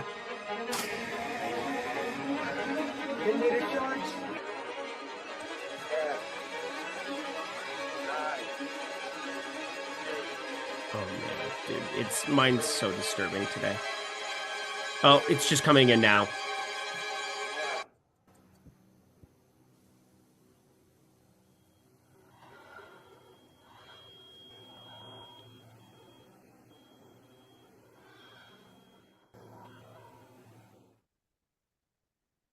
Okay. First things first. Do you mind if I correctly guess who your nuke of the night is going to be? Yeah, go ahead. It's going to be Cam Whitmore, because you've given him out like 6 times this year. No, it's not Cam Whitmore this time, even though Cam Whitmore is definitely somebody there. But I got a 3K guy on Houston that you need to have your eye on. No. Fuck. You're so close. Name another Tate. Name a 3K guy in the front court. I just named a couple of them. Trying to think who else who else is 3K in the front court for the team. Jock Landale? I think Jock Landale ends up being your nuke of the night tonight. I think this ends up being a Houston punt situation. We got Eason news. Would have loved to see everything else there, but Alperen Şengün questionable. Steven Adams questionable. You know who slides into that starting lineup? And there's just like nobody else there. I mean, they waived Cody Zeller. He's no longer on the team. Jeff Green, he could walk into some minutes, but I mean, he hasn't played over 22 minutes since what? January 3rd. So he could walk into some more minutes there. He's flat 3K as well. But I just think there's a world where they completely punt this thing, have Jock Landale play infinity minutes, rule him out tomorrow, and then you have Şengün and Adams waiting in the wings. And I know it's crazy to just throw out, I said there's 3K guys all over Houston. And yes, Cam Whitmore is yet another one of them. Jae'Sean Tate is yet another one of them, where we haven't seen him for a while. It would kind of surprise me to see his minutes pushed, but last time he was mid-20s minutes. And, Cam Whitmore in a game where they're just completely punting at 3K seems pretty fun with this fantasy point per minute rate. But I think no matter what the game script ends up being, you could get a 3K piece in Jock Landale if that news breaks the way I think it does. Şengün, Adams have to be out in order for it to click, but Jock Landale, have him on your radar. Your most unlikely of unlikely nukes of the nights. Same game for me, but other side of that game, SGA. We've got all this value that's opening up on the slate, and SGA is projected for single-digit ownership. Instead, people are playing, and by the way, it's not like these guys are terrible options or anything like that, but Tyrese Maxey is 4x the ownership of SGA. Tyler Hero, who I also like, is 5x the ownership of SGA. Cade, 4x the ownership. Kyrie and Trae Young, each 2x the ownership of SGA. I get he's more expensive than these guys, but how much is pricing really going to matter for this slate, considering the amount of value that we have? So SGA currently projects for less fantasy points than Cade Cunningham. I don't think that means Cade outscores him at a 4-1 clip. Also, I like the start time of the OKC Houston game, where it's going to be starting at 8 p.m. Eastern time. That's going to be giving us a little bit of extra flexibility in our lineups compared to some of the earlier locking players here. So on a slate where there's a lot of value and not a lot of guys to spend up for, I was pretty surprised to see how low owned SGA is. Yeah, I mean, I'm going to do... I have some ridiculous shit in my lineups right now. Again, it's a 70,000 person tournament where I think we're going to get some major chalk. I'm with you. I love the SGA shout out. I love Cade Cunningham on this slate too. Brought that up at the inception of this program at the very beginning. And I don't think anything's going to change to get me off of it. I do think Trae Young is probably pretty interesting, 9,600 as another contrarian spend up type. But the more I run through it, I love getting to SGA. I love getting to Cade Cunningham, considering they're the guys projected for the most fantasy points on the slate. And I think 3K guys, like not just Jock Landale, but one of my other favorite guys to just keep an eye on is Paul Reed. If that game completely blows out against Utah and they just smash him, and Isaiah Stewart gets ruled out, you have a 3K Paul Reed who we know to be a good fantasy producer. They found every reason not to put him out on the floor. He's never played more than 20 minutes in a Detroit uniform, and yet still there's upside there because he is a flat 3K. So SGA, Cade Cunningham, two guys I have boosted in my lineups for sure. All right. So because of the never-ending news here, still waiting on that projections update. So let's talk about Paul George and the situation now with the Philadelphia 76ers, because Eric, I think we have a pretty interesting discussion that he had here about Tyrese Maxey versus Tyler Hero. Now that Paul George is out of the mix for the Philadelphia 76ers, we got the big starting front court. You got Boselli and Andre Drummond starting together. I think that bodes pretty well for both of their playing times, because like who's, I guess, Bona off the bench, but who else are the other big men for them to be going to? What do you make of the Philadelphia 76ers and their starting lineup sans Paul George? They just suck. I mean, they just make life very difficult all the time. Yabusele back in. I mean, he got dinged up. That was the other thing too, is that, he had been pretty dinged up, hadn't really seen the minutes, and then all of a sudden on Saturday it was against Golden State, got him ramped back up to 27 it was. This is a 76ers team that has all the incentive in all the land to be terrible. They want to get as many ping pong balls as possible because top 6 protected to OKC. I think OKC gets their pick if it is 7 or worse. So you're going to see Philly do some ridiculous shit going forward. Wouldn't shock me whatsoever to see Adam Bona play more than you might expect, and Drummond's minutes limited. We saw 21 against Golden State. He did get in foul trouble in that spot for what it's worth. Didn't end up coming to fruition all that much there. Golden State found a way to eke it out still. But Yabusele, who I just thought was going to play some backup 5 here, getting him back in the starting lineup, I don't know that I'm confident to play him at 5,100. That's for sure. I don't think that helps as much, but you talked about Hero and Maxey. I'm curious what you wanted to get at as far as just like comparing them one for one, because I think they're two of our better spend ups that we have on the slate. I think in tournaments, I'm going to probably extend to get up to that upper range of guys, especially trying to get some lower owned value that exists on the slate, potentially in that $5 tournament. But what are you seeing between Maxey and Hero that you wanted to touch on? Yeah, so I think the gap between them narrows for me now that we have Paul George ruled out. Our projections are updated now. So if you wouldn't mind, Jordan, can you pull up the projections on the screen and we can compare Tyler Hero to Tyrese Maxey? Here's what is going to still have me leaning towards Hero over Maxey, though, Eric. It's the start time of these games and how many players are currently on the injury report and all the news they're waiting for. It's not that there's a massive gap between them, right? Because the Philly game starts at 7 p.m. Eastern time. You got the Heat game starts at 7:30. But considering that the 7:30, it's a little bit closer to those 8 p.m. games and that Houston news, where I think I would have felt a little bit different about this if those Houston guys were definitively ruled in or out. But considering that's not the case, I want there to be a little bit more flexibility in my lineup. So Maxey and Hero, playing both in cash games for sure. For GPPs, well, I think both of them look strong. I lean a little bit more towards Hero just because of when his game starts. Okay, I like that. I think that that's a good shout out as far as just always thinking about backloading our lineups. I will say this too. I mean, I'm looking to do some ridiculous things just because of trying to like feed in some really lower owned value.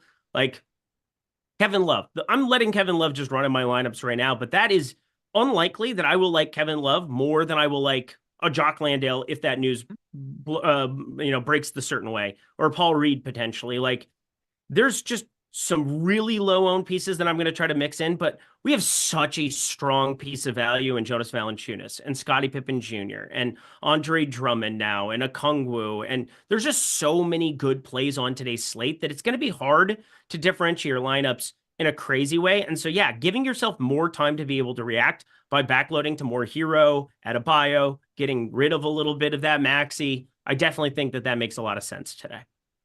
Yeah, and starting to get my Sims run, which we got 18 minutes, so plenty of time left to go. Let's answer some of your guys' questions, and then Also, if you wouldn't mind, Jordan, well, I guess we're not really going to have too much significant for the Houston Rockets just yet, but go to the starting lineups page and just go to the Memphis Grizzlies. I want to see what we did for the starting point guard spot. Did we end up going with Scottie Pippen? Do you end up going with Luke Kennard? I'm curious to see what our projections are saying there. So go to the starting lineup page, Jordan, and go down to the Memphis Grizzlies. Also, guys, don't forget, if you haven't checked out our Portfolio EV tools, we saw a ton of screenshots come our way from great results in February. So if you guys do want to get a 7-day free trial, if you haven't tried it out yet, link in the YouTube chat, as well as link down below in the YouTube description box. Check out Portfolio EV, 7-day free trial. It is something that is really going to help simplify your betting process, especially down the tail end of the stretch of the NBA season where things just regularly have been getting crazy here in the NBA streets. Memphis Grizzlies, we did end up going with Scottie Pippen Jr., Desmond. Hey, look, the exact same starting lineup I guessed. Let's see. Yep. Let's see if that's what it actually ends up being. Some variability there, but for your guys' knowledge, we are currently expecting Scottie Pippen Jr. to start at point guard for the Memphis Grizzlies. Questions now. Let's see what questions we have from you guys. I know we still have the question to answer about core plays on FanDuel. I've got Sims running, and then we could circle back to that. Jake Lindland wants to know, worried about Maxey shooting with 3 fingers? Yeah, so Tyrese Maxey has been dealing with a hand injury. We've seen also a hand injury from De'Aaron Fox. It's very clearly hampered him. Not that's relevant to that slate, but to this slate, but just kind of bringing it up.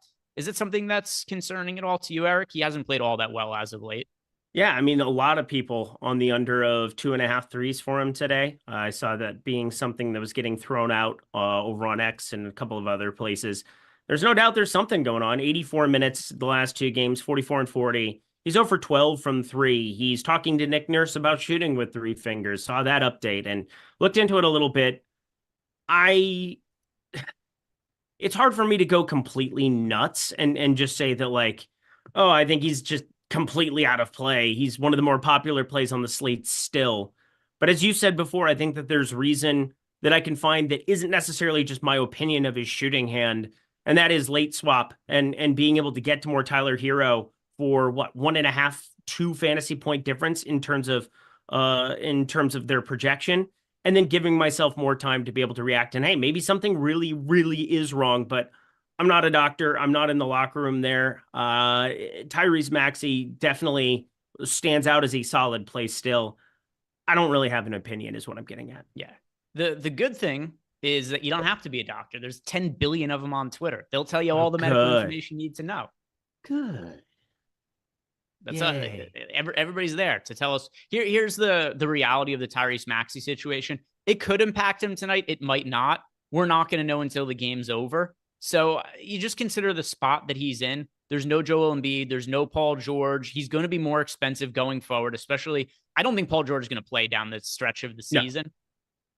I think that we're going to see Tyrese Maxey become quite a bit more expensive going forward. Is it possible that the fingers are an issue? Yeah, but for GPPs, we really have to think about what the ceiling of these players are. And you got Tyrese Maxey, no Joel Embiid, no Paul George. He really has a ton of opportunity for usage here today. So I want to be playing him just for that reason. If it ends up being that he's struggling to shoot the basketball, I mean, he could still assists, layups. Like, there's still other ways he could accrue fantasy points. Like I said, there's still other payoff options. I prefer getting to Tyler Hero to him, but it's hard to write off Tyrese Maxey. Yeah, play 48 minutes. That's another option. But Joel Embiid, Paul George, Kelly Oubre, you take the 3 of them off the floor. Don't forget Jared McCain was there once upon a time too. Feels like years ago, but 1.25 DraftKings points per minute player is Tyrese Maxey. Playing 40 minutes, just off the top of my head, seems like we have a pretty good projection on him there at 48. So makes all the sense in all the land to me that he's pulling the ownership that he is. Again, I also get why people are trying to look at that. I just think that, you know, people do go through poor shooting slumps and things of that nature. And then, you know what happens? They figure it out. And maybe Tyrese Maxey, this is the day he figured something out, and it goes the opposite of what you thought. I'm just looking at the math of it, and the math of it definitely has him as a good play. But as you said before, looking at backloading lineups a little bit. What do you think his points prop is? I assume that it's been settled now that 30.5, I think it was. All I do is look at props all day long. But that was when Paul George was questionable. I think it was still at 30.5. I don't think it moved in my sheet. Let me pull it up on OddsShopper quick. It is currently at 28.5. Juice towards the over. So it's come down. That's wild. It was at 30.5 earlier today. I know that for a fact. I thought it was going to go up with Paul George being out. Not the case. It's actually gone down. So at least some people, that seems to me at least some indication that there's some people are concerned about the hand. But here's the other point that I want to make about this. People being concerned about the hand means that his points prop, instead of being 30.5, is 28.5. It's still a pretty damn big number for a guy who has, a price tag just at 9K. It's not like he has some, massive salary attached to him or anything like that. Correct. It's what I also think. I mean, is this line coming down a little bit just because of, with no Paul George, no Kelly Oubre, the chances that, you look at some extreme game scripts, some blowout scripts, and also, I repeat, Philly is incentivized to not win games. Tyrese Maxey playing well is a way that they win a lot more basketball games than they should. So maybe there's some minutes fatigue potentially. I mean, 44, 40, 43, that's 3 of the last 4. I got to think that isn't going to be the norm going forward for Tyrese Maxey. I would think that we see that come down. So at the same time that I think his production probably ends up going up, I'm with you where I do think without Embiid, without Paul George coming down the stretch, we should see Tyrese Maxey go nuts in the minutes he plays. Does he play 40 a night? Because that would surprise me too. Yeah, and by the way, I have Sims running right now, so I'll be able to answer any questions about exposures and top plays in a minute or so here. So let's get to some of the questions that we're seeing in Discord. One here is from Lucky, wants to know, am I boosting anybody? Yeah, I'm going to boost some of the Houston guys and SGA, because Houston is where we could potentially see a ton of value. If Şengün is ruled out, that's fairly likely. If we see Amin Thompson get ruled out, that's also within the realm of possibility. So SGA, just because I want to have my lineups a little bit more backloaded, and there aren't that many guys to pay up for. I like him as is. But then also for some of the OKC guys, or some of the Houston guys, even though it's a matchup against OKC, there's going to be really cheap guys potentially in play for Houston. I want to make sure that I've got some lineup spots reserved there. So Houston guys, Jabari Smith, Jalen Green. On the OKC side, SGA. For yourself, Eric, anybody that you are planning on boosting here in these final few minutes? Yeah, I just hopefully things stay somewhat calm here for the next 10 minutes, just because I want to kind of get a base run in. But I'm boosting a lot of guys today purely because of the late swap potential of Houston. Paul Reed a little bit as well, just hoping that, Isaiah Stewart ends up out. I don't think I have to do too much with that now. I'm just going to turn Kevin Love into him and hope I get that extra half hour and can kind of solidify what I need to do between now and 7:30 p.m. Eastern time, 4:30 out here. But yeah, Cade Cunningham, Shai Gilgeous-Alexander, both boosting them, and then the Houston guys like you, and then Paul Reed. So there we go. Good times. Next question here. Sally Sal wants to know, is Kevin Love in play? Yeah, he's in play. I've got 12% of him right now. So not like a crazy amount of exposure to Kevin Love, but I've got some lineups with him. If anybody's playing single entry today, Kevin Love's not somebody I would be putting into my lineup there. By the way, Andre Drummond looks really good to me now as well, Eric. Yeah, I was worried that Andre Drummond would look way, way better. And that's the other thing is that, I need Landale to have the entire center position to himself there. I need to have both Adams and Şengün out in order to make that one a fully operational play. But the opportunity cost to center is high because you can play Triple J there. You can play Jonas Valanciunas there. You can play Andre Drummond there. You play Bam Adebayo there. I mean, it's just insane how good center. Okongwu, didn't even bring him up. I thought he was going to be my highest owned center on the slate last night looking at it when I'm like, oh, everybody's going to play J-Val. He's going to be 80% owned. And then Okongwu was popular. Now he's coming back down. So there's a lot of variability. But the point of the matter is you better hit on center. Yeah.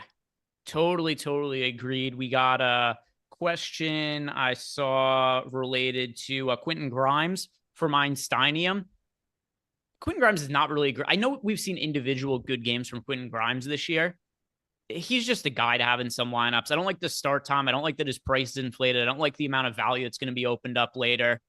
I don't want to make him a core play for me or anything like that. I understand there's a good spot for him with Paul George being out and there's more opportunity. But how many times has Quentin Grimes just had 10 mediocre games in a row? He's one massive game out of nowhere. Everybody wants to play Quentin Grimes. It just goes back to being Quentin Grimes. He's fine. I find him to be a little bit overpriced on this slate, though. as do I. It's tough because people who like to look at box scores or what just happened as indicators of what happens going forward, I get the FOMO that you feel. Like, I get it.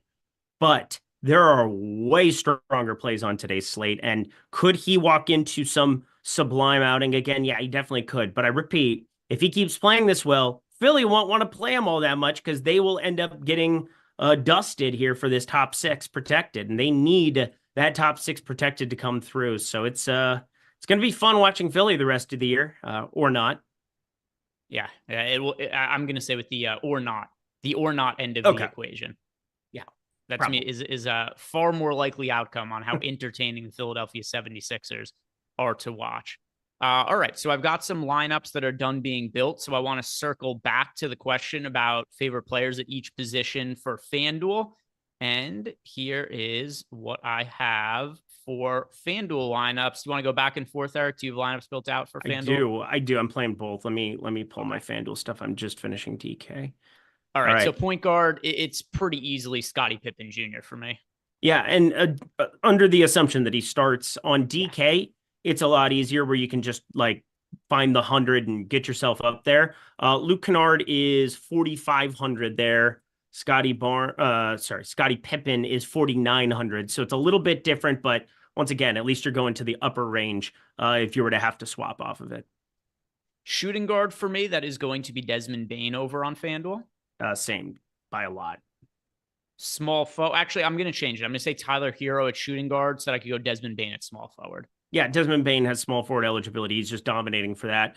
Tyler Hero. And then I want to ask you about Malik Beasley before we get out of here. I'm not convinced that he starts, but again, I feel like I could say that about 48 teams on this slate. But, there's times that, finally, Beasley's starting. But then now Dennis Schroeder's there. Do they decide to go to Schroeder, although you want him with ball handling when you don't have Cade Cunningham on the floor? I'm just not convinced how that ends up panning out. Hence why I'm not playing any props on his side. If I had, I'd definitely be looking at some unders that were popping on Portfolio EV, but I'm with you, Tyler Hero.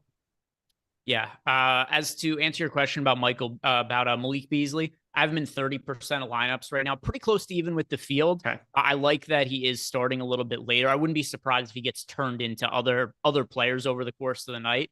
He's far more likely to be in less of my lineups via late swap than he is to be in more of those lineups as we get more news. Power forward over on FanDuel, Triple J. I have Triple J by a lot. Yeah. And then center, Valanciunas. All right. Back to the Discord questions. We've got here. Madub T wants to know what could the minutes upside be for my buddy, Terry Rozier. Upside, like mid to high 20s minutes. Yeah, I think that's very, very live. If he starts, then a different scenario. But as of right now, say mid to high 20s minutes. There are no rules for what Spoelstra will do. Wants to know thoughts on getting to Lonnie Walker with Philly shorthanded. Now, there's too much value on the slate too thin. Nope. M Grizzly. Anybody that boosting kind of talked about boosts. Einstein wants to know, is Trae Young getting overlooked today? He has the highest total on the slate. To an extent, to me, the guard who's going more overlooked, though, is SGA. I agree with that, but I also agree that I like Trae Young, especially now that we have so much Memphis in our lineups. If that game just goes to shit, who cares? But you might want to bring Trae Young along for the ride for those lovely 250s that they put up every single day. Then we've got, it's Jay wants to know how much Joe Val is too much. I have 79% of Jonas Valanciunas right now. Yeah, I have 80, so I have more. Sick Tracks, 3 solid props for prize picks is Draymond 21 PRA. Jordan, really quick, could you pull up OddsShopper and the Pick'em Optimizer, and we'll just see what it is that shows up there? Because I don't know any of the Pick'em lines. I don't have access to it in New Jersey. Don't play I also don't know what could have changed over the course of us doing the show. So we'll just go to the Pick'em Optimizer, and we'll see what ends up showing up there. Eric, couple minutes left to go here. By the way, if you guys haven't done it yet, like the video, subscribe to the YouTube channel. Don't forget also that if you are looking to sign up for any of our packages, link down below in the YouTube description box. You can sign up directly through those, or sign up for one of our partners through our affiliate page. And for each one, you sign up for 1 free month of NBA core access. Also, you get 1 free month of Portfolio EV access if you want to go that route to claim a free subscription. And here are all the different partners that we have. Most recently, Chalkboard and Fanatics were added to the list. And Fanatics has a pretty appealing sign-up offer as well. Can you see that screen by chance, Eric, or is it just very blurry for you? I can see it. Alperen Şengün, under 10.5 rebounds. Quinn Grimes, under 25.5 PRA.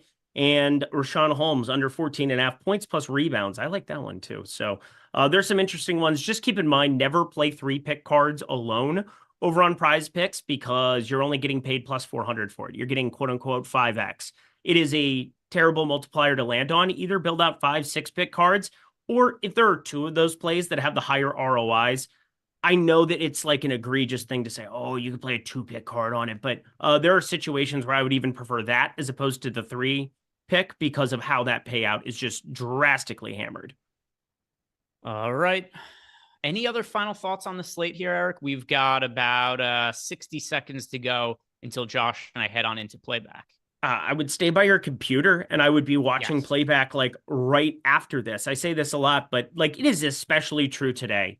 There are so many iterations of the Miami Heat starting lineup. There are so many iterations of what we get with Houston. If you guys are watching and if you're paying attention every single day, like I think most of you are, you just need to be in there to be able to react to what this news ends up being. It's going to be something that will make you money. So if you like money, go and watch playback. Yeah. And I mean, there's just so much news that's still that we're waiting on. Which piece of news do you think is going to potentially impact your lineups the most? Do you have your eye on? I mean, Houston, if they rest everybody. I mean, we got Cam Whitmore free square. We've got Jock Landale free square. Like I guess nothing's a free square today because you're still playing OKC in that defense. But I just think they'll be so unbelievably low owned relative to what they should be because people are going to play Grimes more. People are going to play Maxey more. People are going to play some of these early slate games. Just hoping this news breaks before Miami. All right, guys, that is going to bring us to lock. Jordan, do everybody a favor. We had some people asking where to find the playback link earlier. Drop that playback link down there into the YouTube chat. So for anybody who's asking us, how do you find us on playback? Just click that link. It's going to direct you right over to playback, and you can watch Josh and I sit there and wait for news, which we're probably not going to be waiting. It's probably going to be just a nonstop avalanche of news, both that are weird starting lineups, players getting ruled out left and right. It's going to be all kinds of weird shit. You guys don't want to miss it. Come join us over on playback. Click that link. I'll see you guys over there.